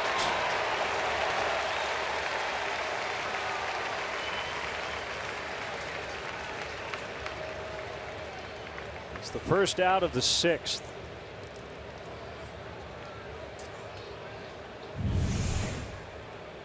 And he's just going on first move here, and Matz quickly unloads that ball to Loney. Good accurate throw to second base to finish off Caesar. That means Russell's going to get a knock here.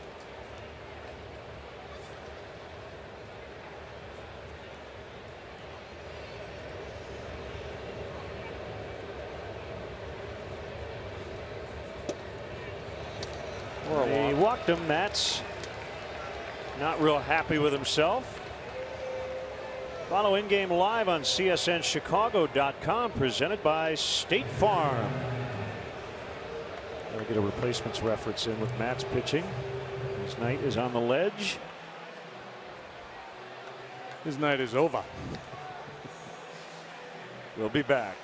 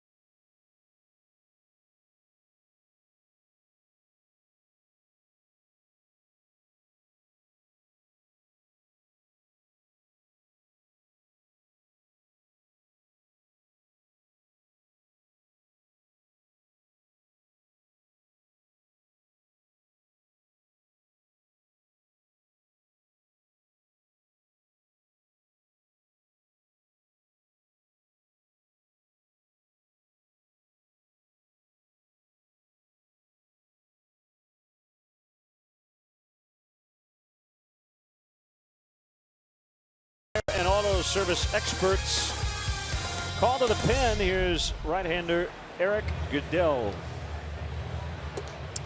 6 appearances for the Mets this year. Called up a couple of weeks ago from their AAA club in Las Vegas. No wins, no losses, a 1.35 ERA. Fastball, curve, and a splitter for Goodell.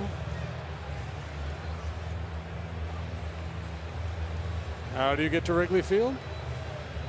Well, the Cubs suggest you take public transportation. They offer a free bike check that's located by the Addison Red Line station. If you drive, the Cubs provide free remote parking and shuttle service on night and weekend games. That's almost all of them. For information, visit the A to Z guide at Cubs.com. John Lackey, the hitter. He's got a 3-0 lead. 1 on, 1 out. Russell, the runner at first. Baez started the inning with a home run. John squares to bunt. Takes it for a strike. Another rough night for the Reds pitching staff. Brandon Finnegan gave up 8 runs in 2 1/3. Hasn't gone much better for Josh Smith. He's given up 5 runs in an inning in 2/3. And Danny Espinosa from the 8th spot has 7 RBIs. Nationals 13, Reds 1 in the 4th inning.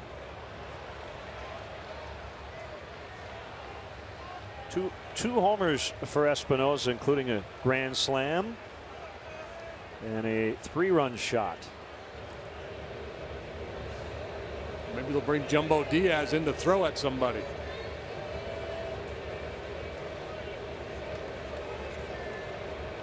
So Finnegan and Smith have thrown 117 pitches through 4 innings.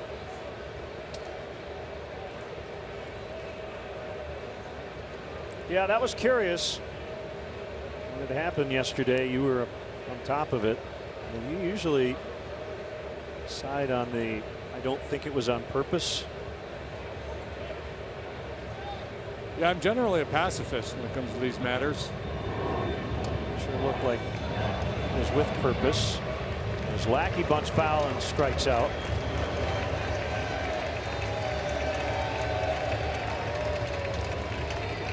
Diaz hit Chris Bryant with a fastball right in the rear end. Just seemed fishy. Yeah. Pretty well convinced that was intentional.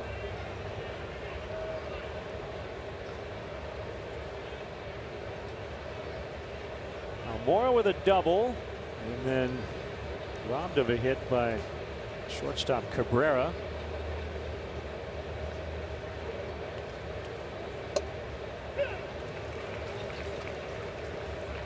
Indians with a lead, 3-1 in Toronto. They're in the bottom of the 7th.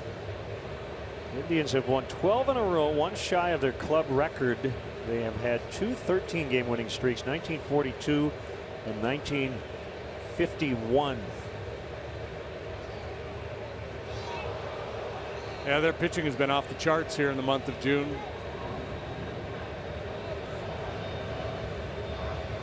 Who's going for them tonight? Carlos Carrasco. He's given up 2 hits through 6.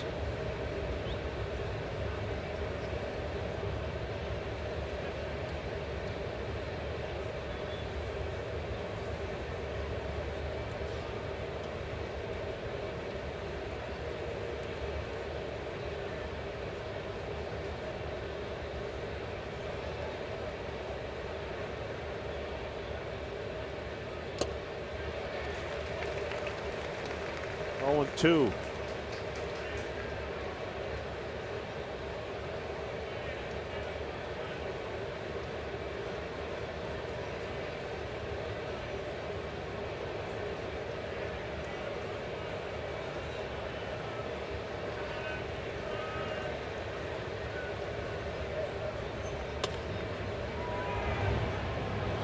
Flip close, but they get Russell, and the inning is over. Leadoff homer down in the count. Javier Baez takes Steven Matz deep. It's 3-0 Cubs.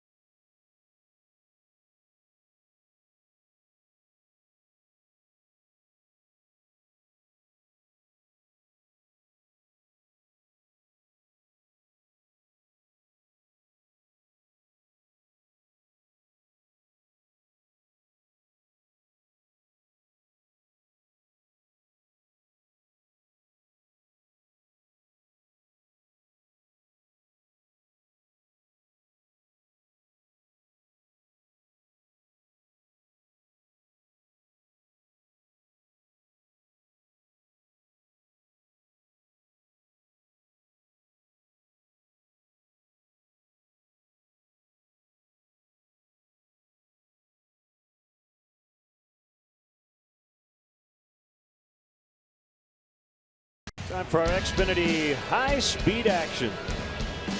It's a fairly typical start for John Lackey. Retired the first 7 batters he faced. Was really crisp, throwing a 95-mile-an-hour fastball with a lot of sink and run.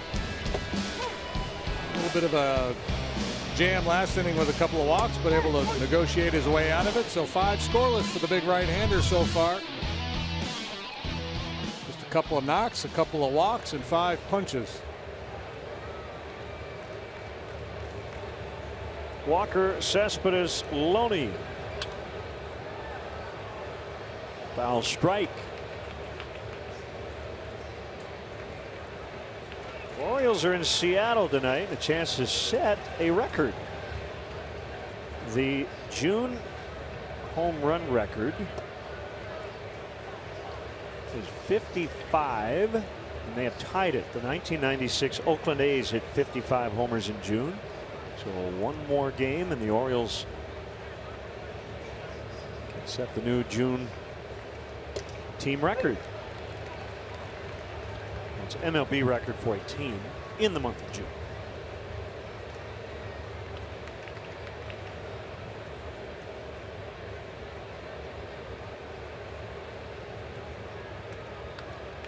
Earl Weaver would have loved the Orioles.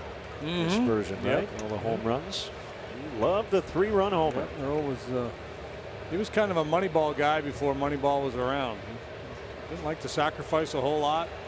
Didn't really like to run much. Just waited back, tried to hit home runs. Popped up by Walker. Rizzo's got it. You can follow Patrick Mooney, our Cubs insider, at csnchicago.com, presented by Nationwide's Jeff Vukovich. Serving the community for 38 years. Go to jeffvuk.com. Nationwide is on your side. Cespedes 0 for 2. Crushed one to right in the 4th, and it's running leaping grab by Ben Zobrist.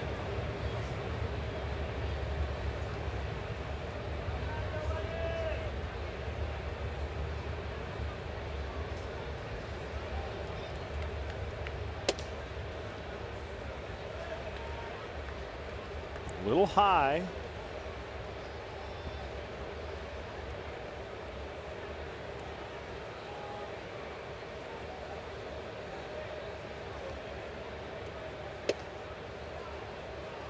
A little wide. And maybe just drifting a little early to the first base side with his delivery. He always falls off that way anyway, but front shoulder might be leaking a little bit on him.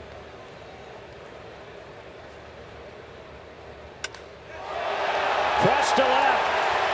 Only question is how far will it go? Oh my, in the 3rd deck. Cespedes massacred that ball. There may have been a longer hit in this ballpark, but not when we've been here. No, that was pretty impressive. And John with the 3-run lead, the mercy of the count, decides to challenge. And that fastball runs right over the inner 3rd. Your Ford home run replay. Jonas Cespedes with his 19th.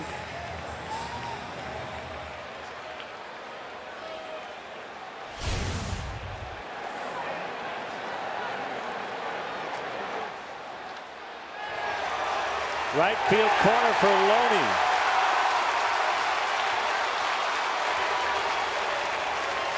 Homer double. With 1 out here in the 6th. Well, the good news is that Cespedes' shot only counts for 1. Distance doesn't really matter. No, you don't get extra points. Same as a wall scraper. Things kind of unraveled for John in a hurry in his last start. I wonder if that will mean a little earlier call to action for Joe Madden in his bullpen here this evening.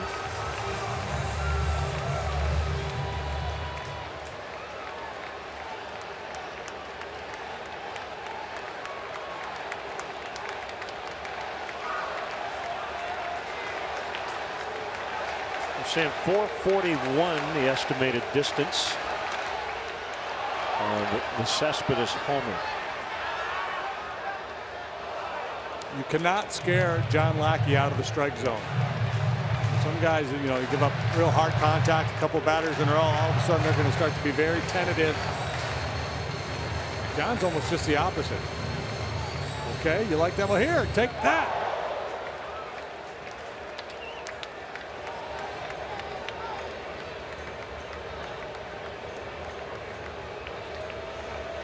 The 0-1 on Cabrera is high.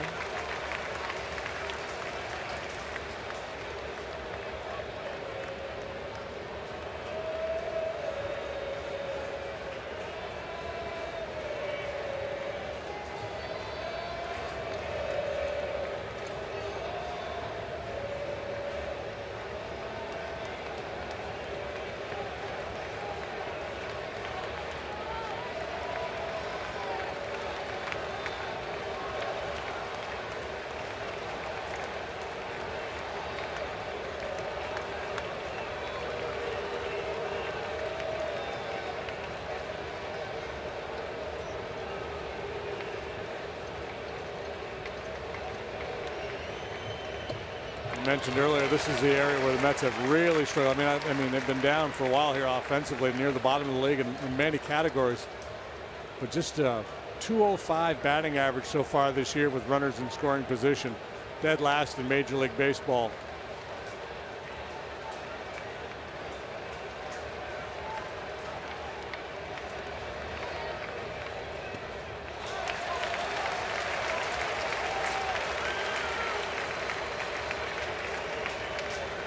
Do have action. Well, Peralta on the left, Spencer Patton on the right.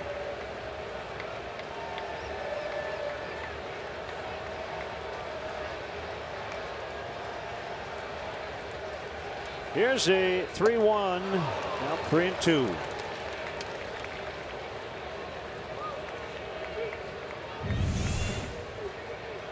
Cutter under the hands.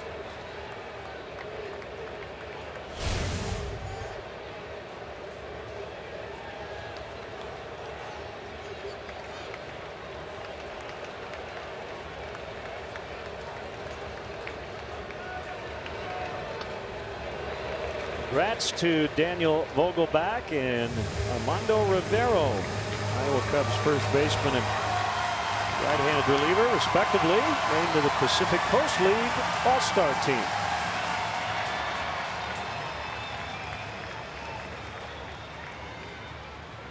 AAA All-Star game will be Wednesday, July 13th, Charlotte, North Carolina.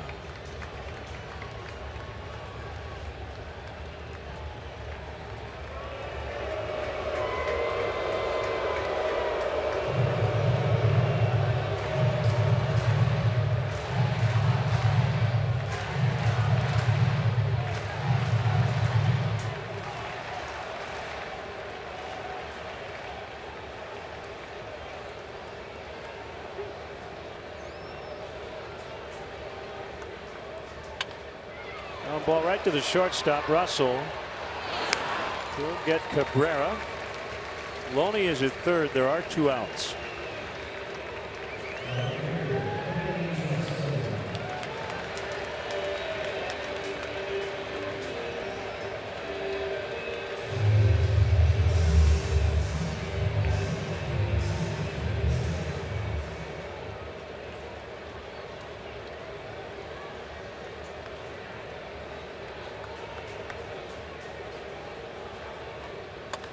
Johnson swings at the first one and skies to center. Almora to end the inning. Mets have hit some balls hard tonight, the longest by Cespedes to get him on the board.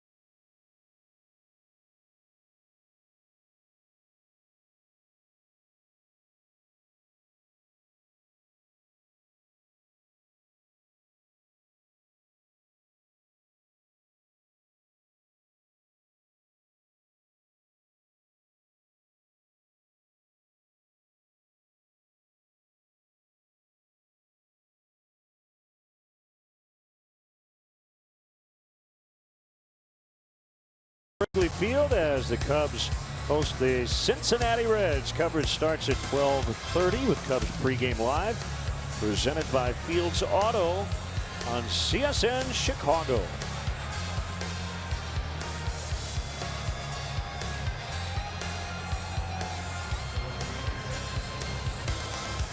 Standings, Cubs 11 ahead of the Cardinals, who trail 3-2, bottom 6 at home against the Royals tonight. Everybody else under 500.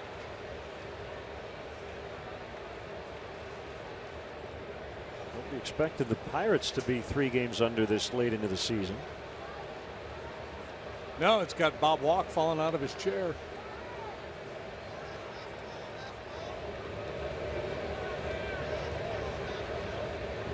Pretty much just treading water in the division the last 10 days. And the story for the whole National League.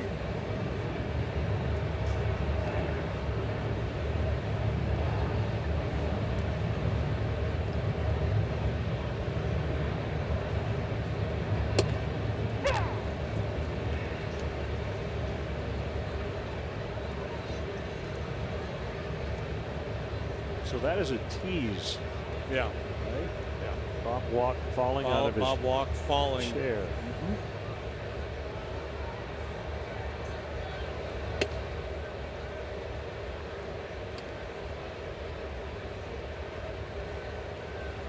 Take a look at it right after this leadoff double by Ben.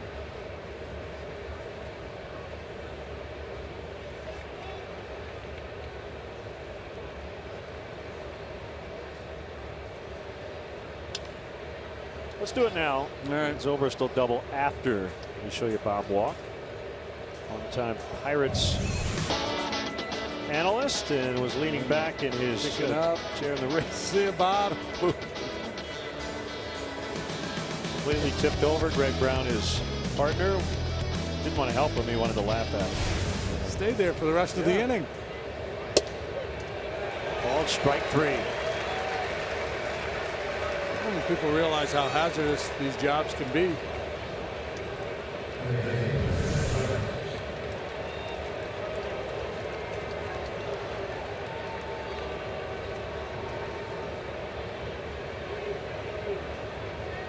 And thought that one was down, but it looked like a pretty good pitch.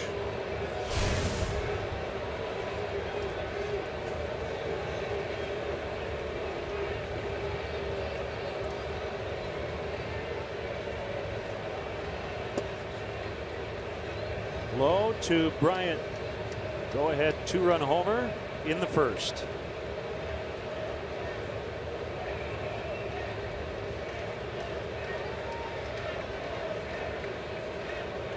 Joey Votto is homered for the Reds, but they're still down by 11, 13-2 in Washington.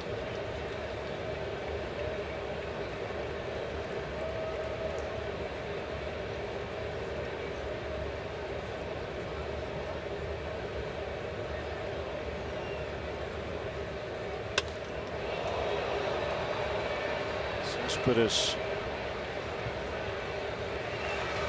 for the second out.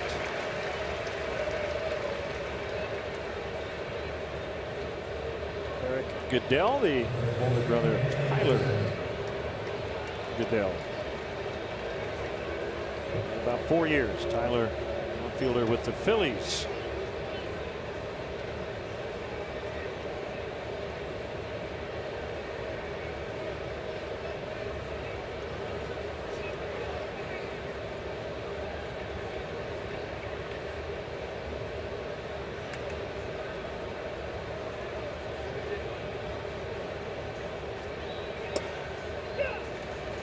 Strike on Rizzo.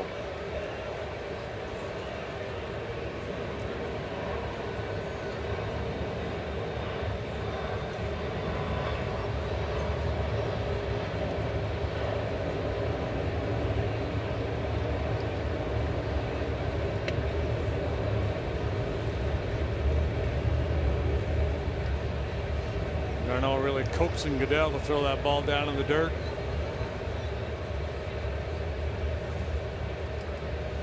Right-handed breaking ball down and in on Anthony's a pitch he'll chase from time to time, especially when he's struggling. When he's locked in, not so much.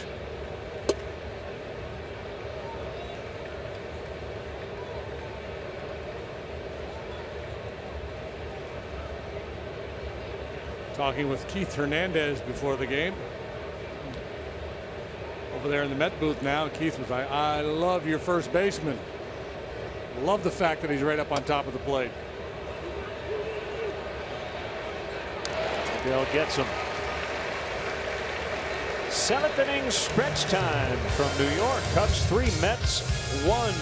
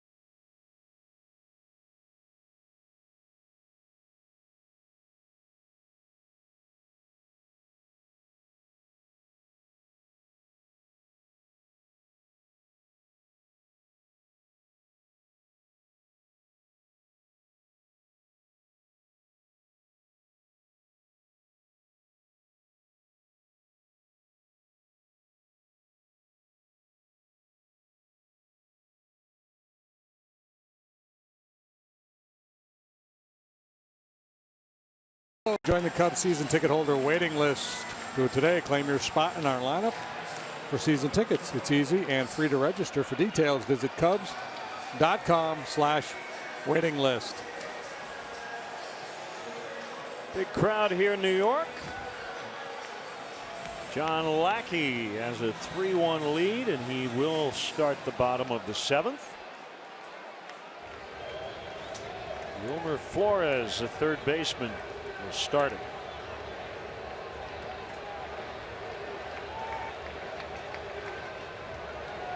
.97 pitches for John.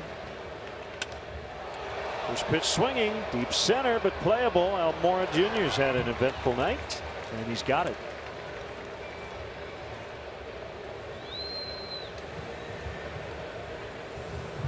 Lackey doesn't mind Albert Almora Jr.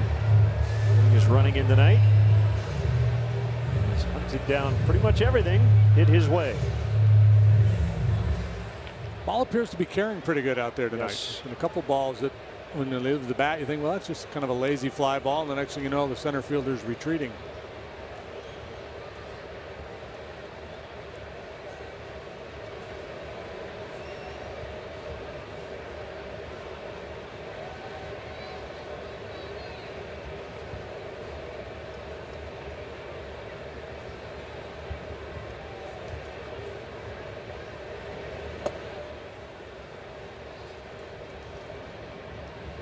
Where the estimated distances of home runs. Got to really be careful and just take it all with a grain of salt. Statcast had 441. ESPN stats had it at 466. I would tend to lean more toward 460 area based on nothing other than it was one that it was an attention getter. Like, oh my. Tying run will come to the plate as d'Arnaud singles for the second time. He's been on all 3 times. Alejandro De Aza will bat in the pitcher spot.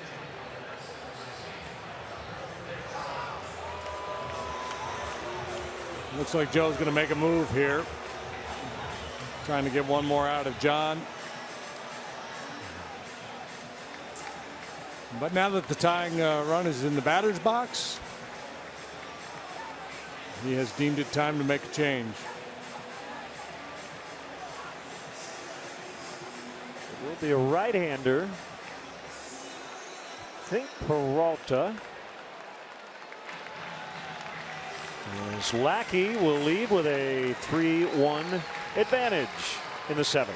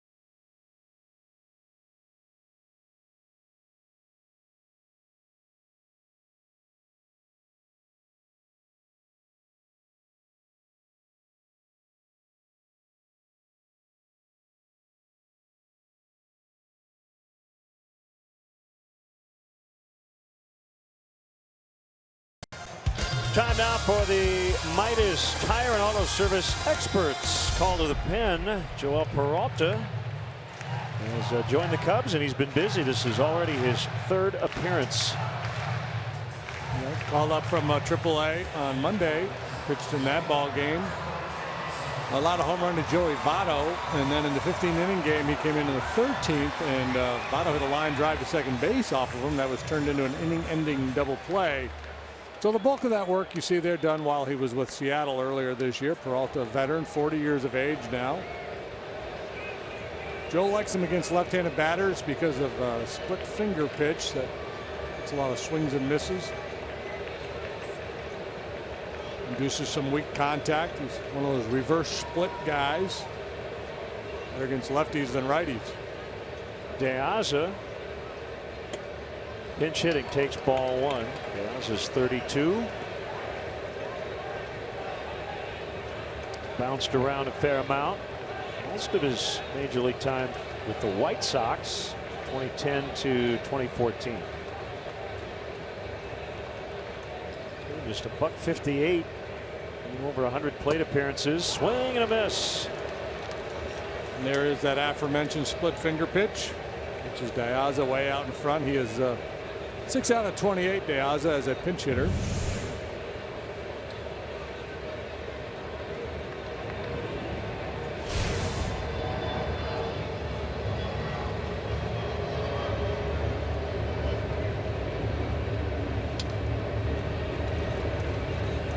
One and two.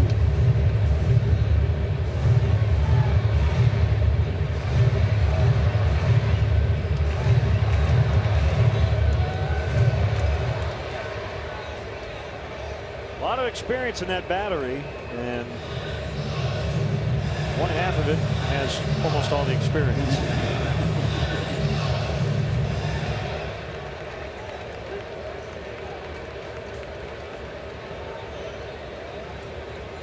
Peralta debuted with the Angels back in 2005.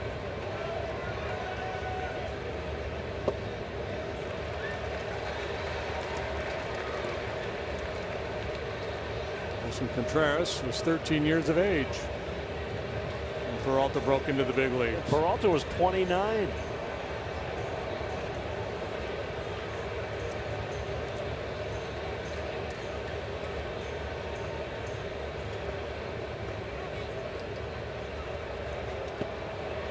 Three and two.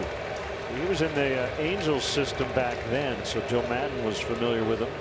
And then later pitched for him at Tampa Bay.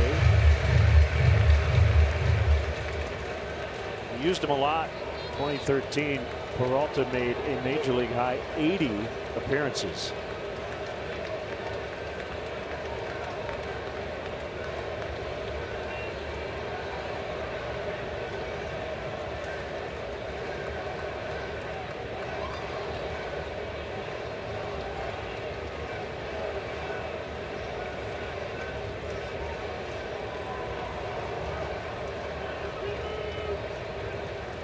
(3-2) fouled off. Peralta's hometown, the same as former Cub Carlos Marmol, but now in the Dominican Republic.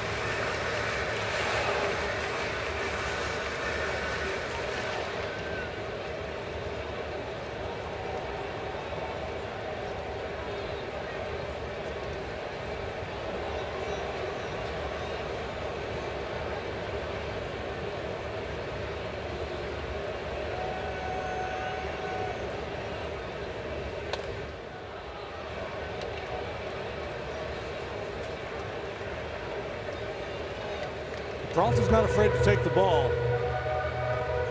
And when the Mariners released him, Scott Servais told him, he basically said, "I'm sorry, we ran you awfully hard." Just looking at his game log here, he pitched 17 times in the month of May. It's a lot of work.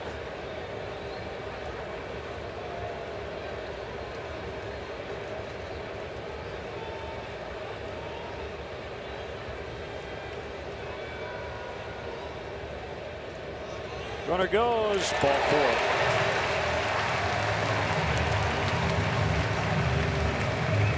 Really like the look of it here tonight, the way it's coming out of his hand. Kind of a max effort delivery. Joe's got Chris Bosio going to the phone here in a hurry.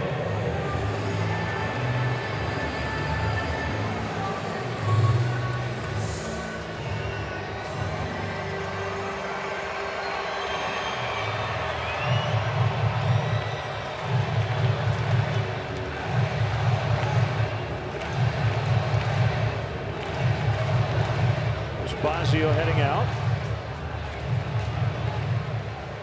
John Lackey, 6 1/3, 5 hits at this point, 1 run. The runner at second, Darno, is on his record. Walked 2, struck out 5. The run allowed was on the home run. Cespedes. Yeah, his 5 strikeouts all came within the first 3 innings of the ball game. First 9 batters he faced, he had 5 punch outs.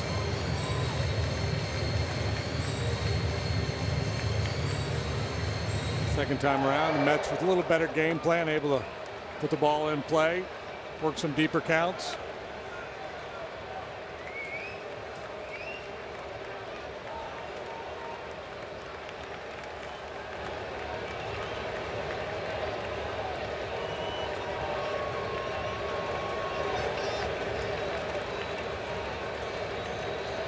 Nimmo 0 for 3. The pitch, swing and a miss. A split. A dandy.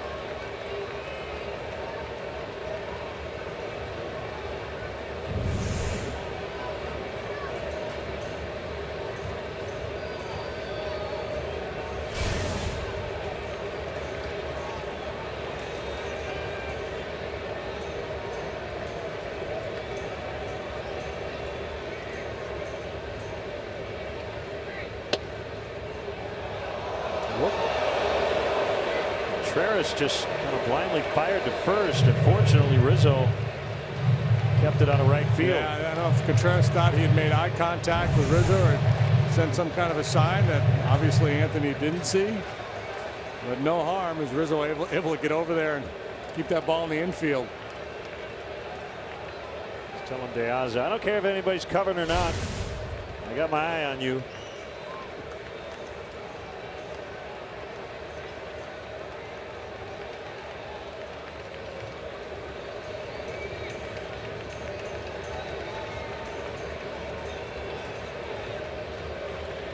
Could have been disastrous. Could have been.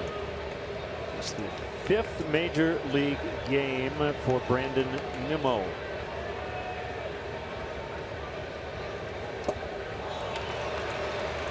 the split again. 1-2.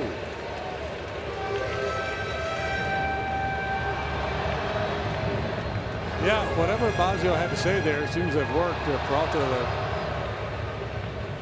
much better look with that splitter here to Nimmo.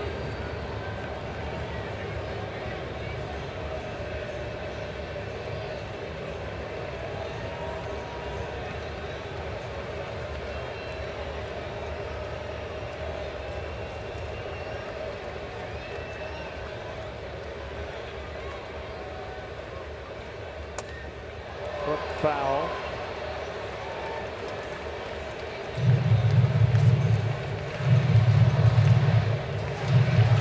Nimmo, first round pick in 2011, 13th overall. Hit for average, but not a lot of power throughout his minor league career. 16th player born in Wyoming to play in the big leagues.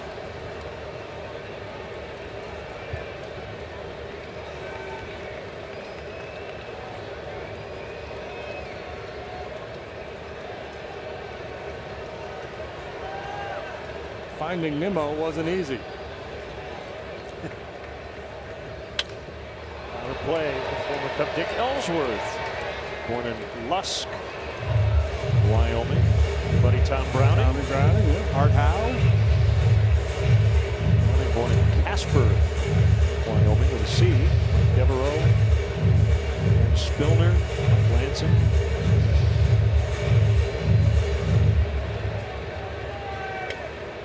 Played American Legion ball, did not play high school ball. I don't believe they have high school baseball in Wyoming. Or at least many high schools don't play.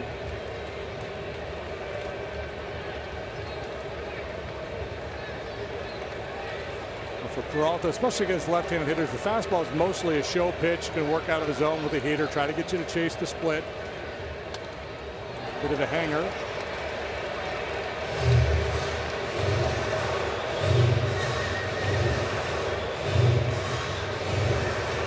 One after that hanging off speed pitch like that, everybody, the pitching coach, the manager, they all kind of rock back on their heels, make eye contact.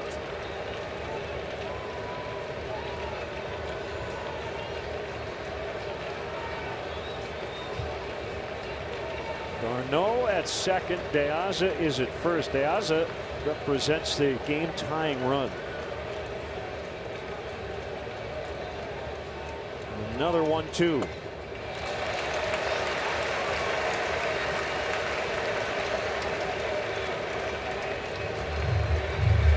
And the challenge for a young hitter like Nimmo is to not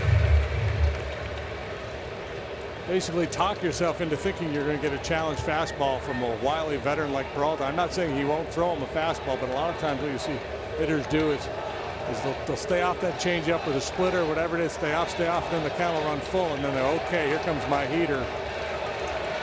And then they'll be fooled by the off-speed pitch. 2-2. So he's seen a bunch of them, and that's the challenge here for Nimmo. And the question, I guess, for Peralta, does he go back to the well one more time, thinking the kid's going to sell out on a heater?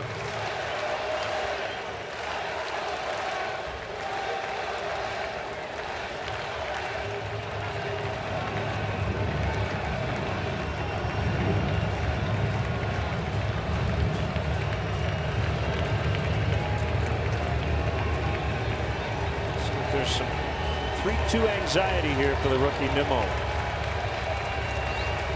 The pitch. Base hit, center field. Darno around third. He will score. Throw to third late. First career RBI for Brandon Nimmo. In trouble here for Peralta and the Cubs. Second and third. Still only one out.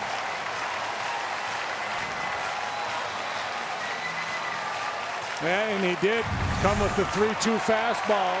So Nimmo laying off those earlier splitters just convinced Peralta that the kid was not going to chase, so he challenged with the fastball. Nimmo, solid single. Almora takes a shot. Diaz at third base, and in so doing, Nimmo able to get into scoring position. We'll be back. Time for a pitching change.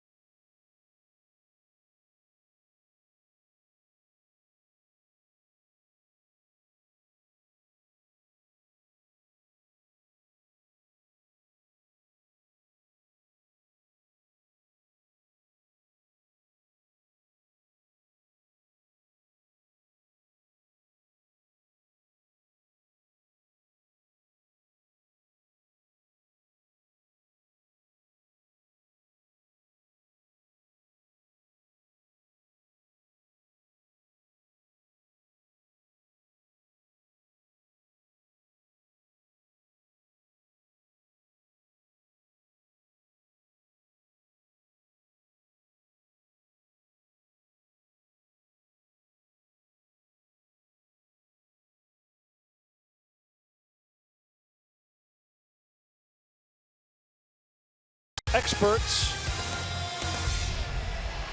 There's Pedro Strop. At a time he could use a punch out.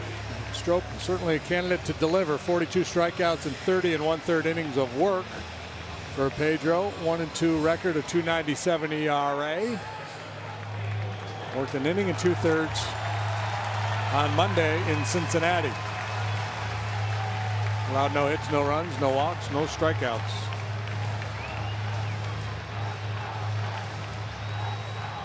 Also played a little left field in that series. So Diaza at third, Nimmo at second. A one-run game. Here's Neil Walker. Cubs led at one point 3-0.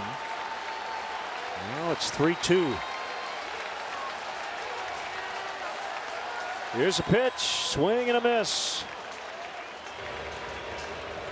Bryant was in. He drops back a couple of steps here with one strike. Everybody else is back. Well, that's the thing. If you throw that ball into second base, you keep the double play in order. You can't afford to bring the infield in here because a base hit scores 2 in all likelihood. It's foul. Stroke now.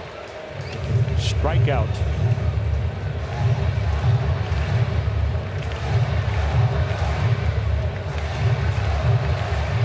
Well, now they are going to bring him in, and I think this is as much to get into the head a little bit of Walker as anything.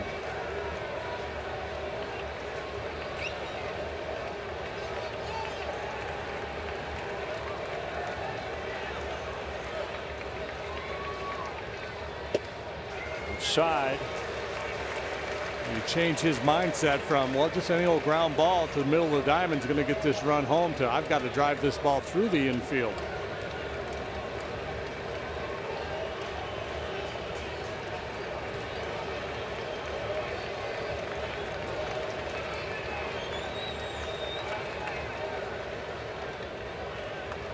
Here it comes. A chopper to Baez. He's going to throw to third. Gets away from Bryant.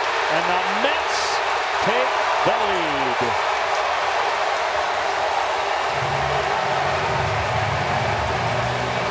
4-3 New York. It was the right decision. He did not have a play on Diaz at home, and he did have a play on Nimmo at third base. Diaz gets a real nice break there. Now, Javi makes the right decision, but a bad throw.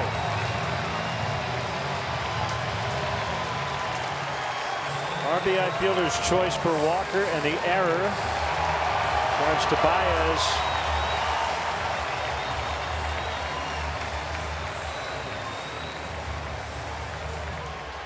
And And just a tough play for Bryant as he's moving in one direction, having to reach back and try to change directions to catch that throw. So the Mets now lead by a run, still only one out. Walker's at second. Cespedes takes a slider for a strike.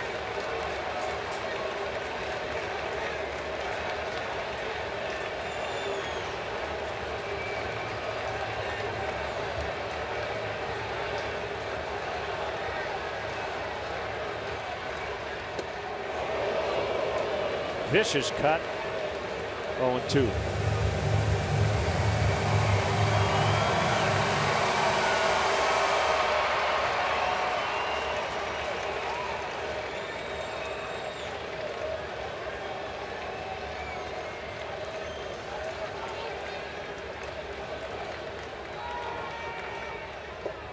Swing and a miss. He got him. 2 gone.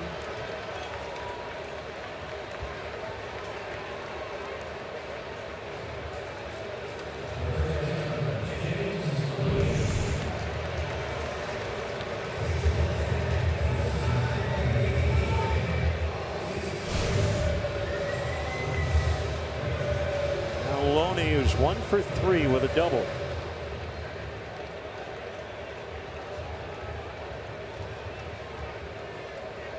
Cubs trail for the first time tonight.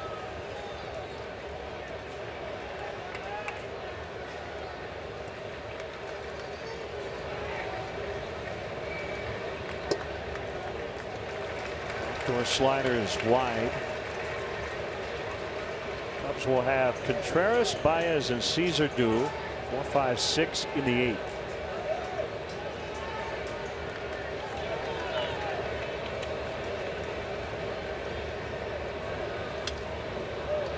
It's kicking up their heels. Went through a 23-inning scoreless streak and was snapped late last night. Scored 4 times here these last 2 innings. It was Loney who hit a home run in the 9th inning in Washington to snap that offensive drought. The last 12 games they came in averaging 2.5 runs per game and hitting .210 as a team.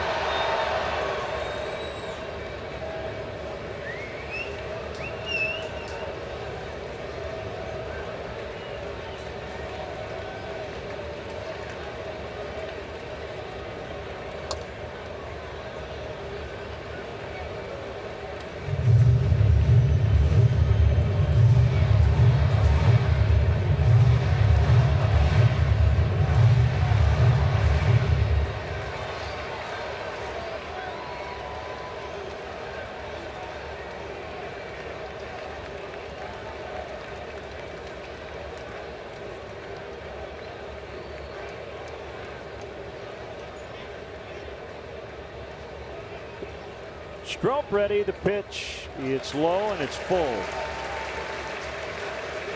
Indians just beat the Blue Jays 4-1 the final for a 13-game winning streak. They have tied their all-time club record.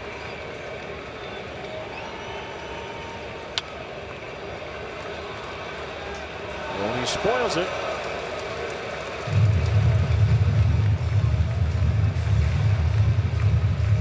2 runs charged to John Lackey tonight. The other 2 belong to Peralta.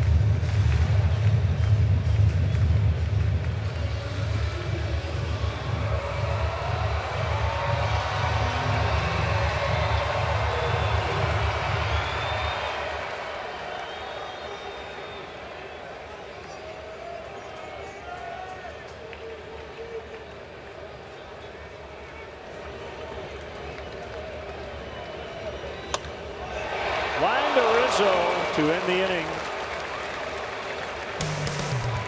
But the damage done, they get 3 and they take the lead.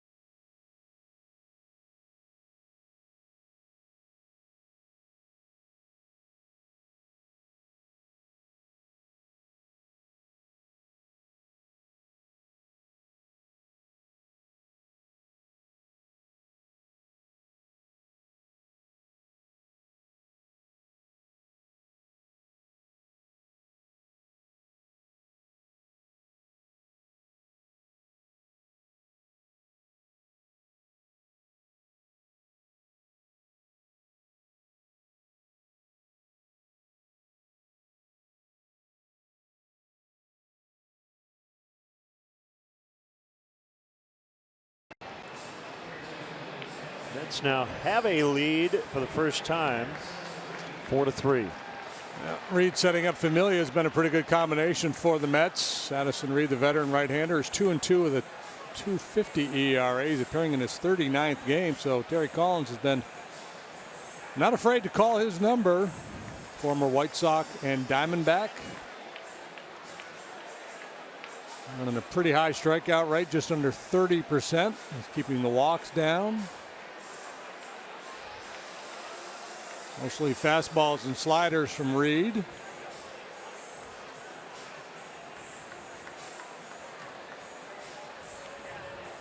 Wilson Contreras will start it for the Cubs. Cubs have hit 2 home runs tonight. Bryant, 2-run shot in the first. Baez, leadoff homer in the 6th.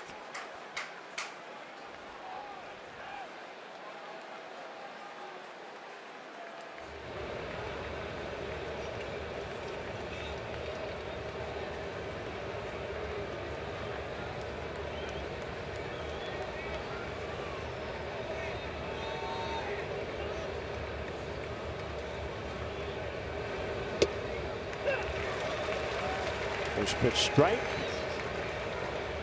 Cubs have won 9 in a row in the regular season against the Mets.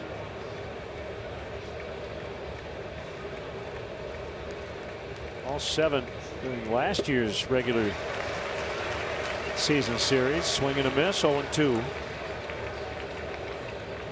Cubs are 4-3 on this 11-day road trip.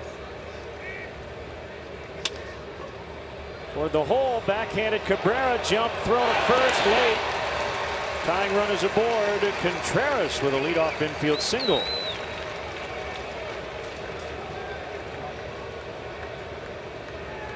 Time for our hefty home run. Javi Baez coming up. Homered in the 6th inning off the starter Matz. And Matz had a changeup drift over the plate on him, and Baez torched it. Committed an error in the last half inning, but a shot at redemption here.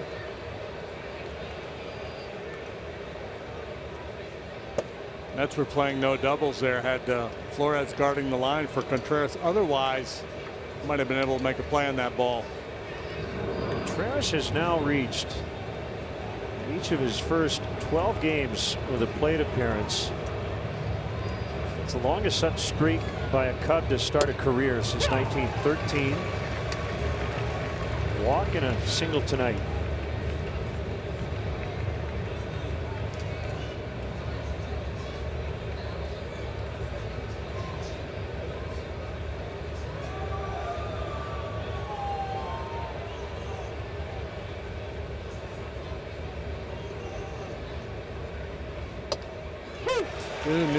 New.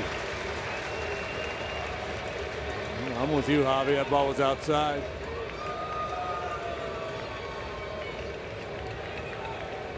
One ball, 2 strikes.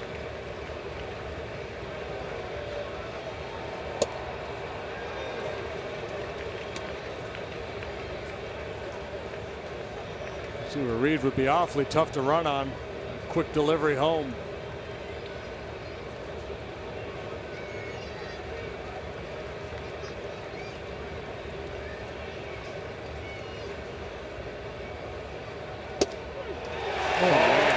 Strike 3. This is going to call the first one. They're going to call that one, but somewhat suspect as Corey Blazer getting a little generous off that outside edge.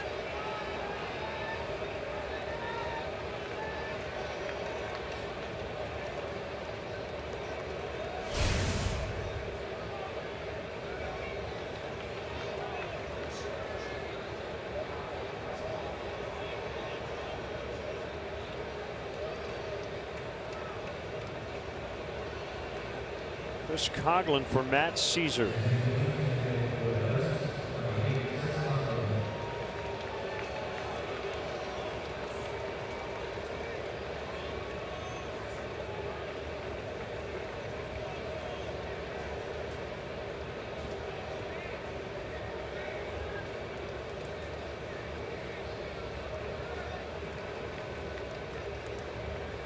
18th game as a Cub since coming over from the A's.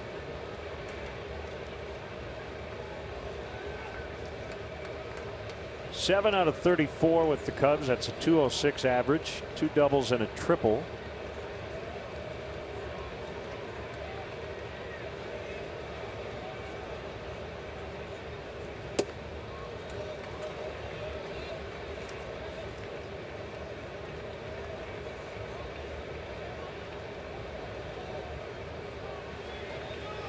Trevor Cahill.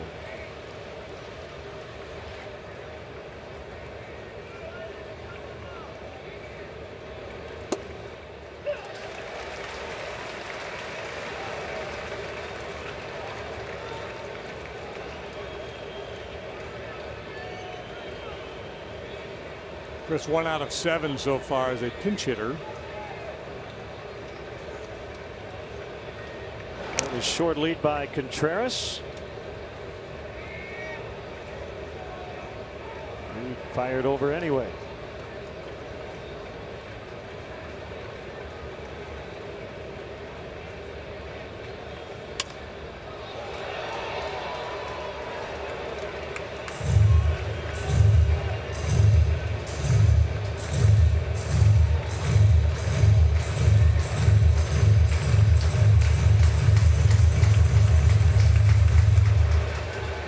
Some technical difficulties. One of our cameras is down, so bear with us.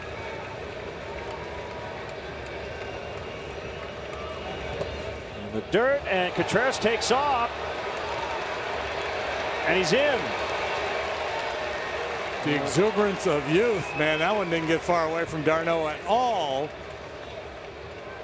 But that could prove to be a huge play in this game. Shuffle, shuffle, read. See the ball in the dirt.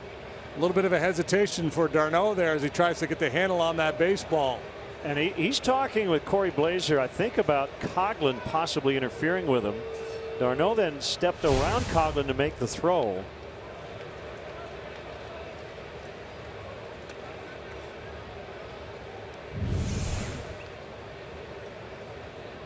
Terry Collins is contemplating challenging this one or not. Yeah, well, Coghlan was in the batter's box. The ball bounced away from d'Arnaud, so that's not like a swing and miss on a stolen base where the batter drifts over the plate.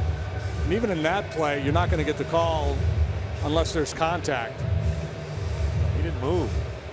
So d'Arnaud kind of nudged him out of the way. Hang on, hang on. Wild pitch. Charge to Reed. A couple of shots here to get Contreras in to tie the game. 2-2 on Coghlan. Fouled back. Yeah, and I love the play. I mean, even if he's thrown out there, I like the play. I like the aggressive. You get into these situations late in games against late inning relievers. Rarely give it up.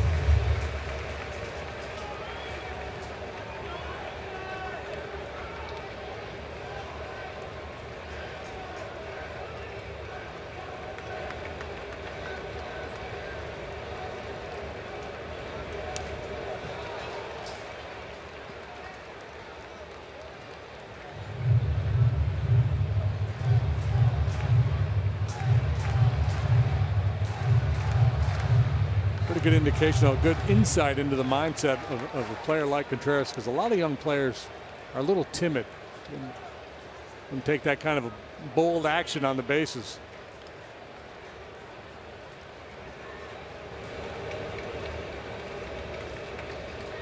He plays the game like Joe Madden manages.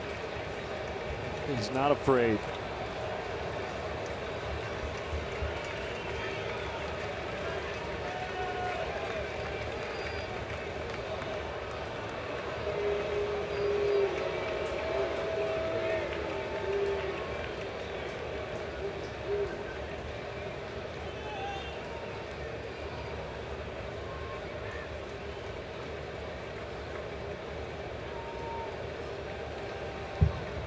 Trying to get the game in the hands of Jerry's Familia in the ninth.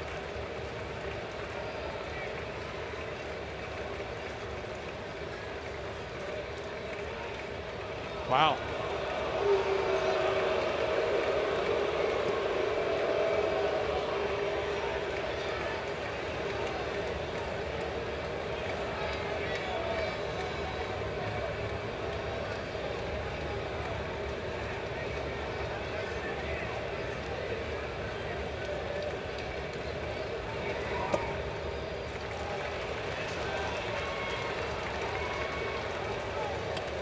Three and two the count. Addison Russell waits on deck.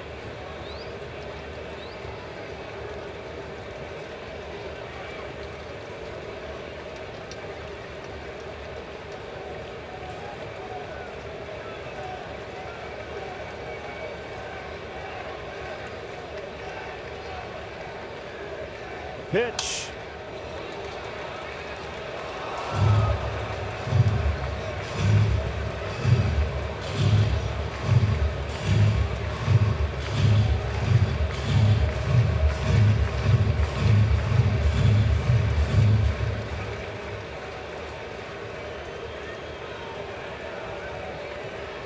Big crowd, 40,122 tonight. Another 3-2, another foul. Way to battle.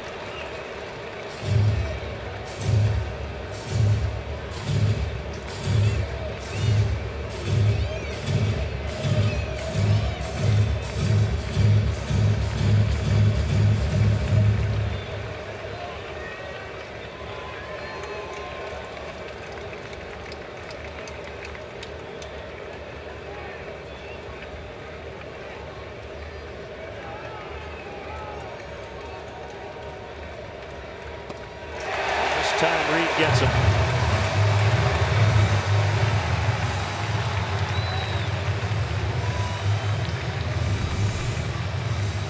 A hard slider down and in. The early commitment from Coughlin and fooled by that breaking pitch. We got an Addison versus Addison battle here.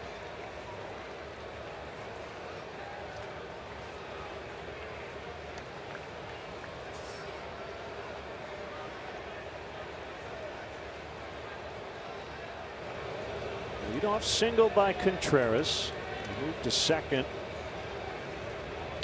Pitch that briefly got away from the catcher. He's in position to score that tying run.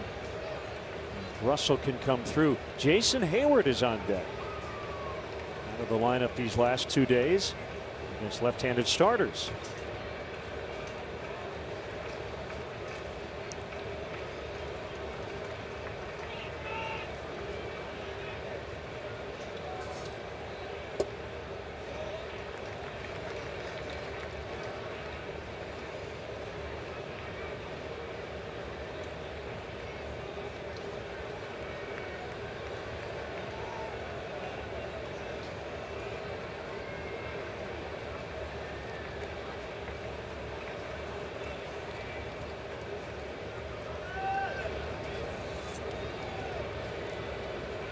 One. Went. We talked earlier about when Nimmo was up there about the 3-2 anxiety. Same thing, 2 outs, runners in scoring position. Chance to drive in a big run. Hard not to be over anxious. Yeah, it's weird. You talk to some hitters, and I believe this is the case. I think 3-2 can be more stressful than 2-2 or even 1-2.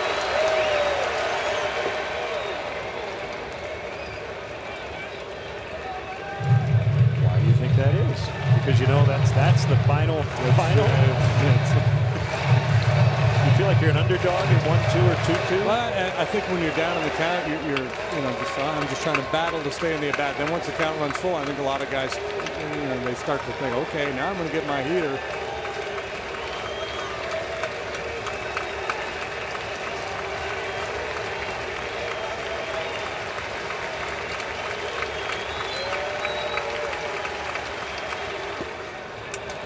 Same as when you see closers when they're pitching in non-safe situations, and they tend to give it up. And I think it's as much about the hitters as it is the pitcher. It's not necessarily a lack of adrenaline or focus for the pitcher. It's because those are less stressful situations for the hitters, and they're much more relaxed.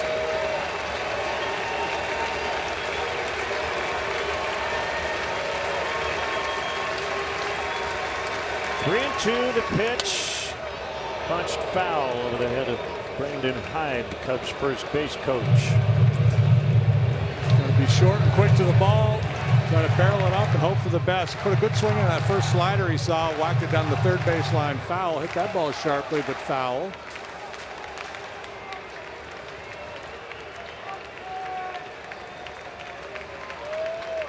He's earning his keep out here. I'm about to make his 25th pitch.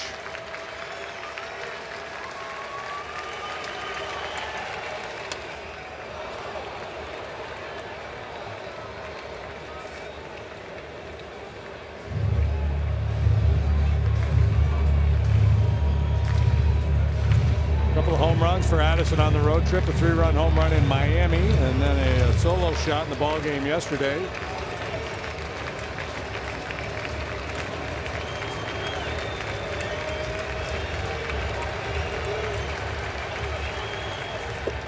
He walked him. That's a good take there.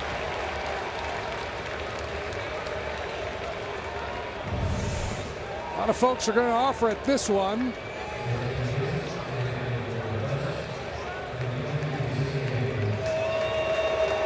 Jason Hayward announced, and Terry Collins will make a change.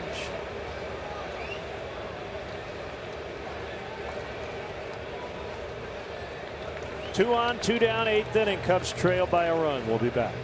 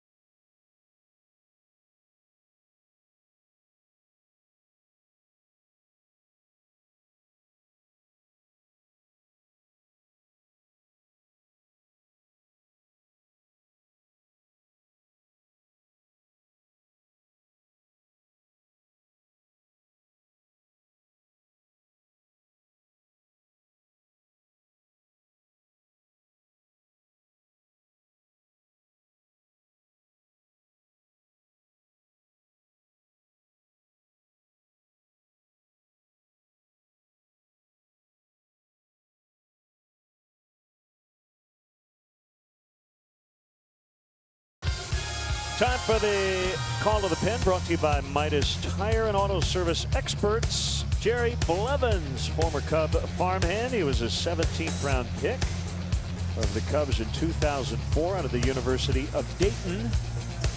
Big league time with Oakland, the Nationals, and the Mets. His 10th major league season. And below average velocity, relies on a big curveball. He also throws a changeup.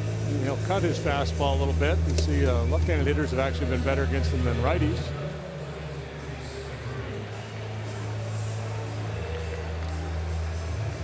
Jason Hayward not in the starting lineup yesterday, nor tonight. Left-handed starters opposing the Cubs. A little side issue he was dealing with.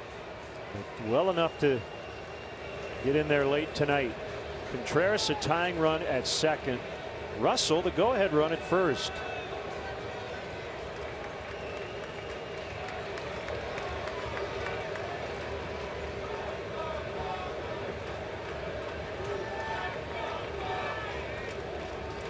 Classic loogie situation here for Blevins. His job's just Come in and get out a left-handed batter. Yeah, he's made 34 appearances this year, but pitched just 21 2/3 innings. So. Whether he ends the inning or Hayward gets him, it's a one and done almost certainly for Blevins.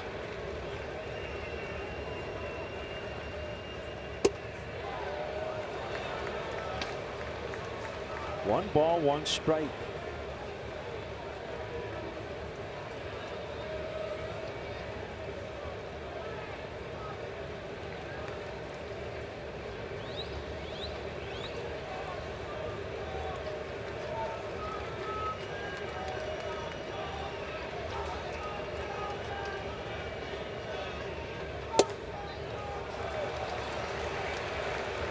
Two and one.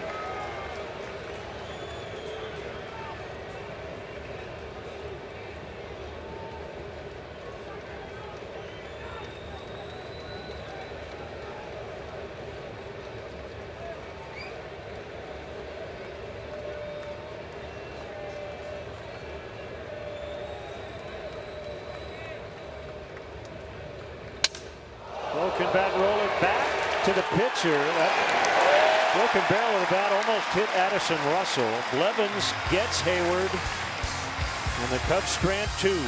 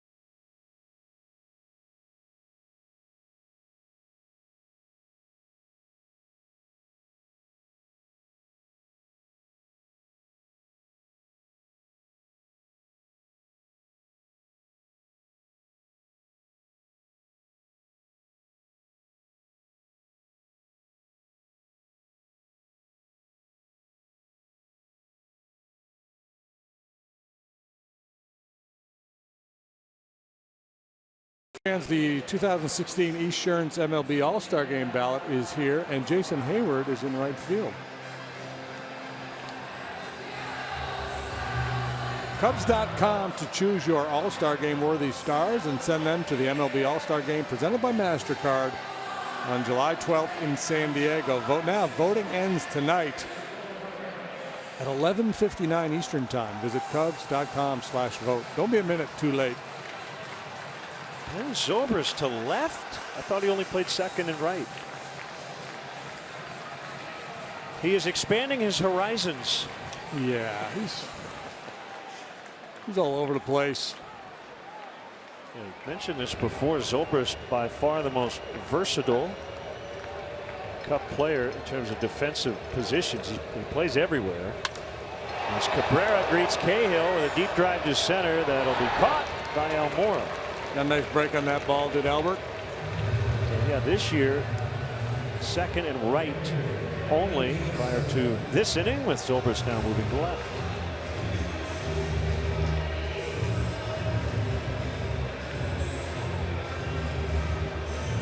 So Lackey 6 1/3, 2 runs allowed. Peralta did not record an out, allowed a hit and a walk, 2 runs, 1 earned. Stroke 2/3 scoreless with a strikeout, and now Cahill. Option a curve for a strike on Johnson. He bounces to Rizzo. Cahill races over to first. Perfect feed from Anthony.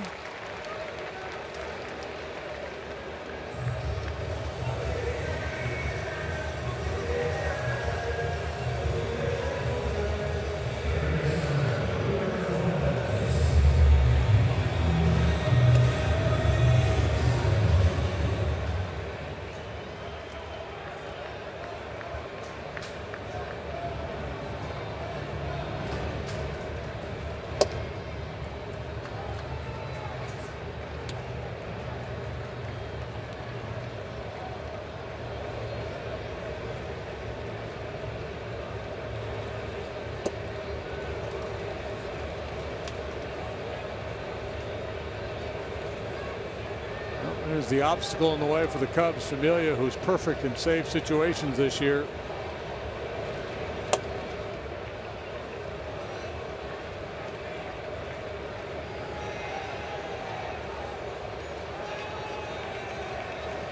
Leads the majors with 26. Popped up by Flores. Contreras does not have a play.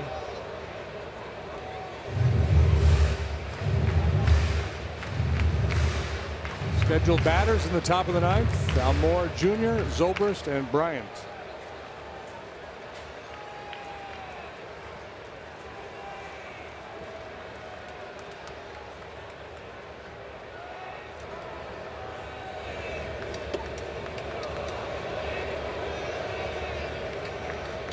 Count at its limit, 3-2.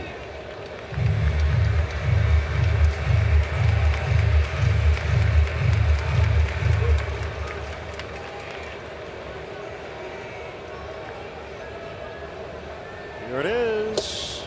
Swing and a miss. Bat goes flying over the Cubs dugout. I hope everybody's all right. That Met fan saved the day. We go to the 9th. The Cubs are down 4-3.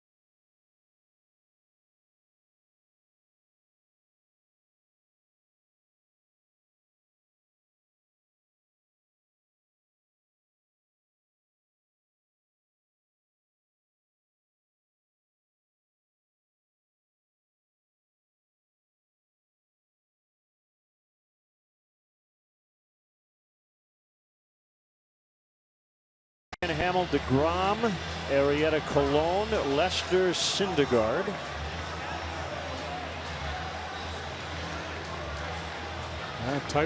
Top flight pitching all weekend long, as you would anticipate with these two teams. Familia on for the 39th time. Boy, he's been good. 26 out of 26. He has not yet allowed a home run this year. That's 152 batters faced and no long ones. Not striking out as many as he did last year. The turbo sinker gets a lot of ground balls, a lot of weak contact. The third baseman Matt Reynolds. Familia had a wild postseason in 2015. First 8 appearances, division and the championship series, 5 for 5 in save ops. 9 2/3 innings, 2 hits, no runs. In the World Series, 0 for 3. He pitched 4 times in all. Had some bad luck along the way. Actually was charged with 1 earned run in the World Series. Miguel Montero will bat for Almora.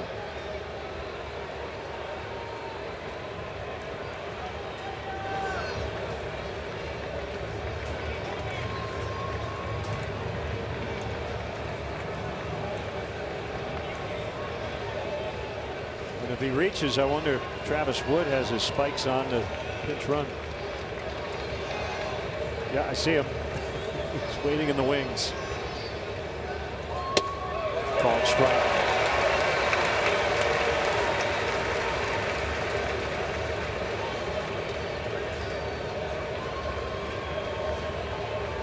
Chris Bosio, do I get to play center tonight?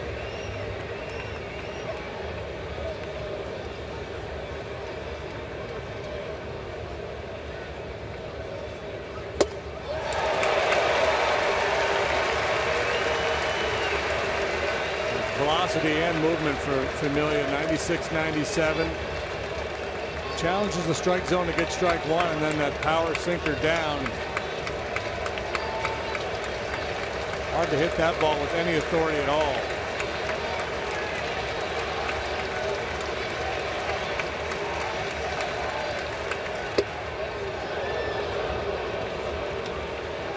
Riser at 98.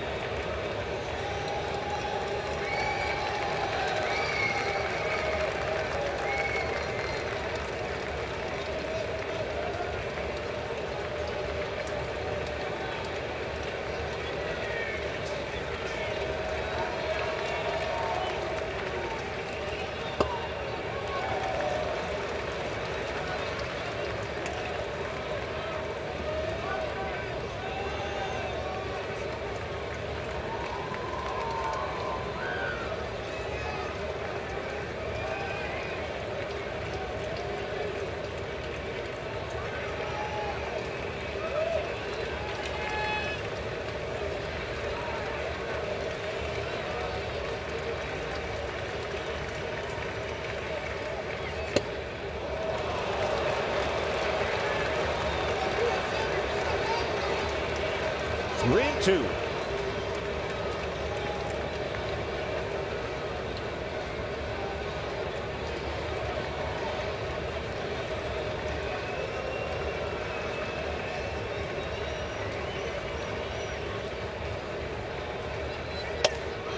He walked in. All right, great work by Montero. No panic after being behind in the count. Comes pinch runner Travis Wood.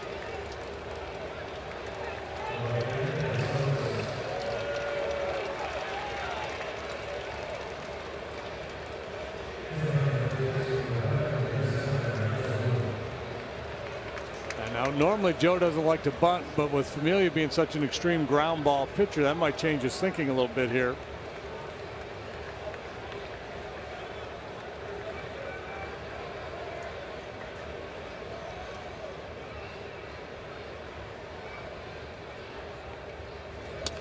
Zobrist swings away and fouls.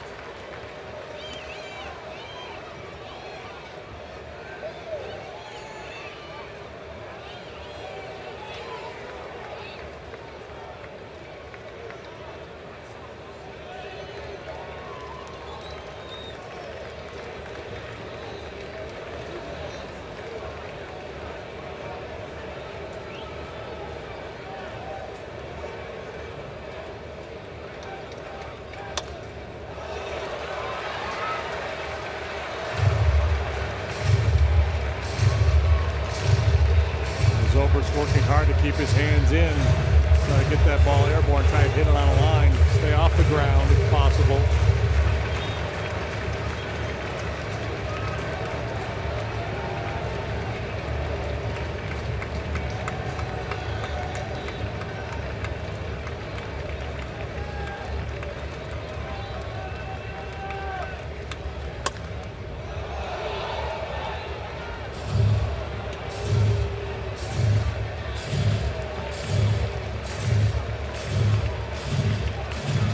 game continues, I imagine Ross will catch and Contreras will go to the outfield, right? Moore is now out. Maybe the only position player have left. no other option. Plus Woody's going to play a little outfield. You never know. Drilled to right and off the wall. And that ball's rolling. Wood on his way to third. Gary Jones will stop him there at second and third with nobody out. Ben Zobrist. Wow. With a double. Wow, how about that swing of the bat? How about these two plate appearances? Montero falling behind in the count, comes back, works the walk. Zobrist down in the count, explodes on that elevated fastball. No sinkage on that one from Familia. Just misses knocking it out of here. And Gary Jones taking as much time as he can coming down the line to read this play. Ultimately throws up the stop sign, and probably the right call with nobody out. So Familia, who has not blown a save since last year's World Series. Has that streak in jeopardy here. Second and third, nobody out. Infield back. They will concede the tying run. Try to get that first out. Chris Bryant, the batter. He hit a 2-run homer in the first. Ball one.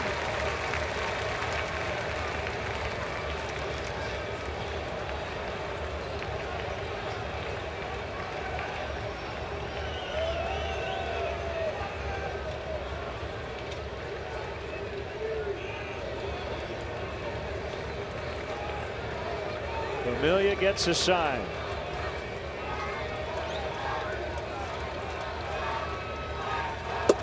Swing and a miss. Toast of the game presented by Benny's Beverage Depot. Here's Bryant with the toast of the week. Benny's Beverage Depot, the official champagne provider of the Chicago Cubs. Folks at Benny's think something special might happen here.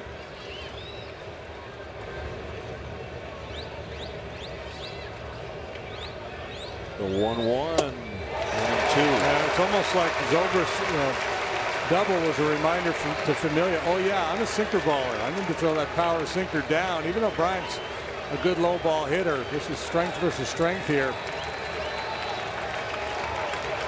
He was up a lot in the Montero at bat, up to Zobrist.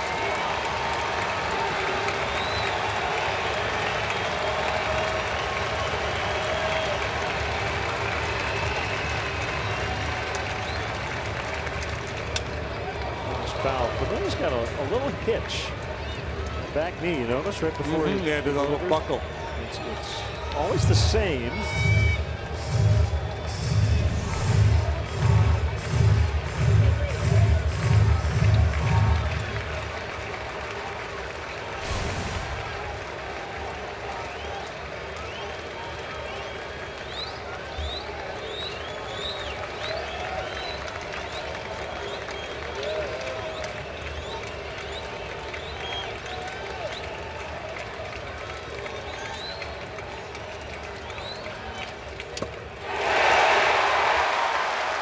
Foul ball, and Darno is down.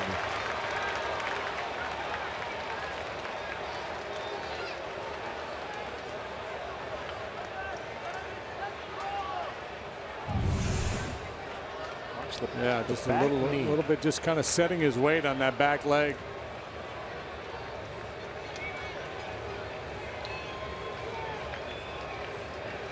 Kind of a move like a lot of right-handers used to use as a balk move when going to first base.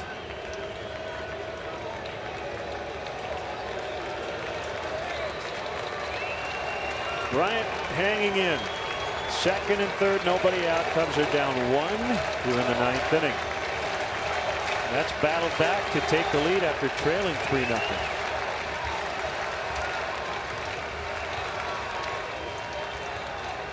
He got it. That's the first out, and it'll bring up Anthony Rizzo. And I can't imagine Terry Collins will let Rizzo swing here with the base open. Familia going back to what he does best, power sinkers.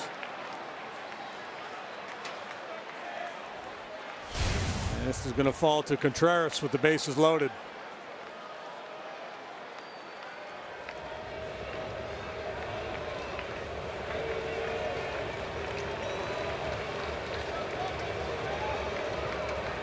Rizzo will be intentionally walked.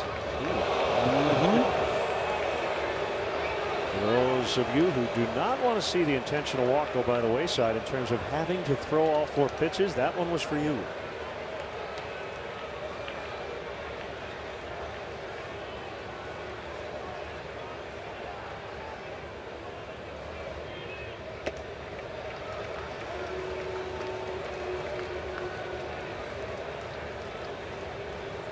Give him a little bluff down the line, Woody. See if you can induce a panic balk.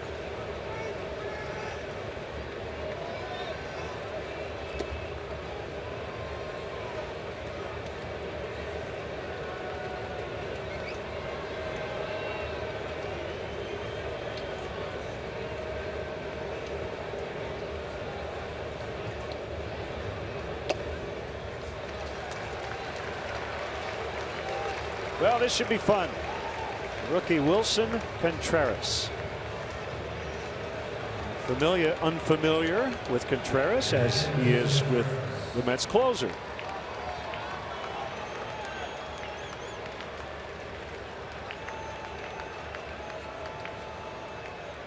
First time he has batted at this level with the bases loaded. No big deal. 9th inning, down a run, 1 out. Just playing a game.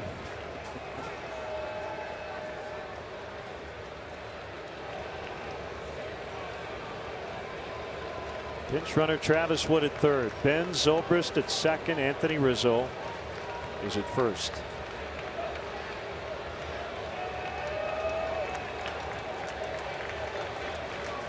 It's a playing for 2. Nothing but fastballs here so far in this inning from Familia. 20 pitches in. Contreras couldn't hold.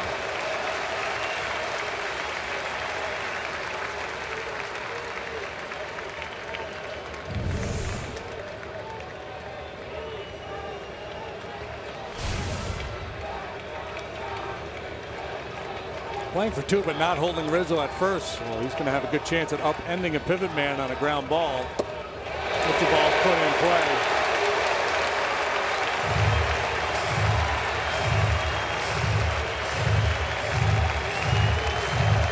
Familia is definitely good enough to get out of this thing. This is a key at bat. Battle time for Contreras.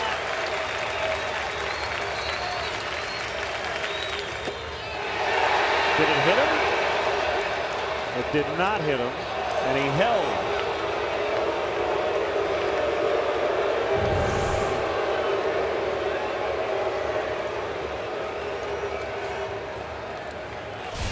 So you'd like to see him spread out a little bit and just try to use his hands, quiet the lower body.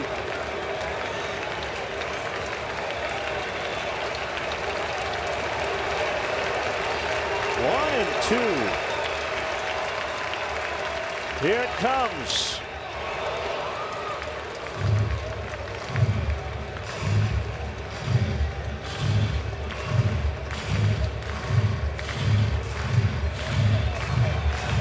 Travis Wood has to be mindful of the potential scud in the dirt with that sinker. Every pitch has been a fastball in this inning. 2s and 4s. That's it. He's not thrown an off-speed pitch. For the intentional walk. Another 1-2. He got him. 98. Everything was in.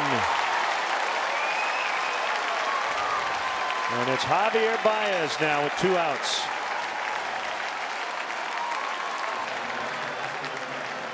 Cubs were ahead by a run in the 15th inning Tuesday night in Cincinnati when he hit his first career grand slam. That was off J.J. Hoover. Familia presents a little bit more of a challenge than JJ.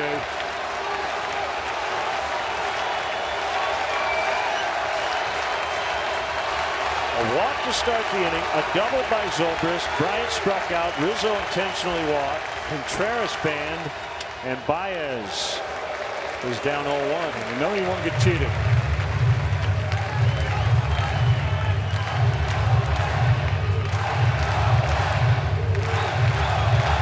Have not lost to the Mets in a regular season in a while.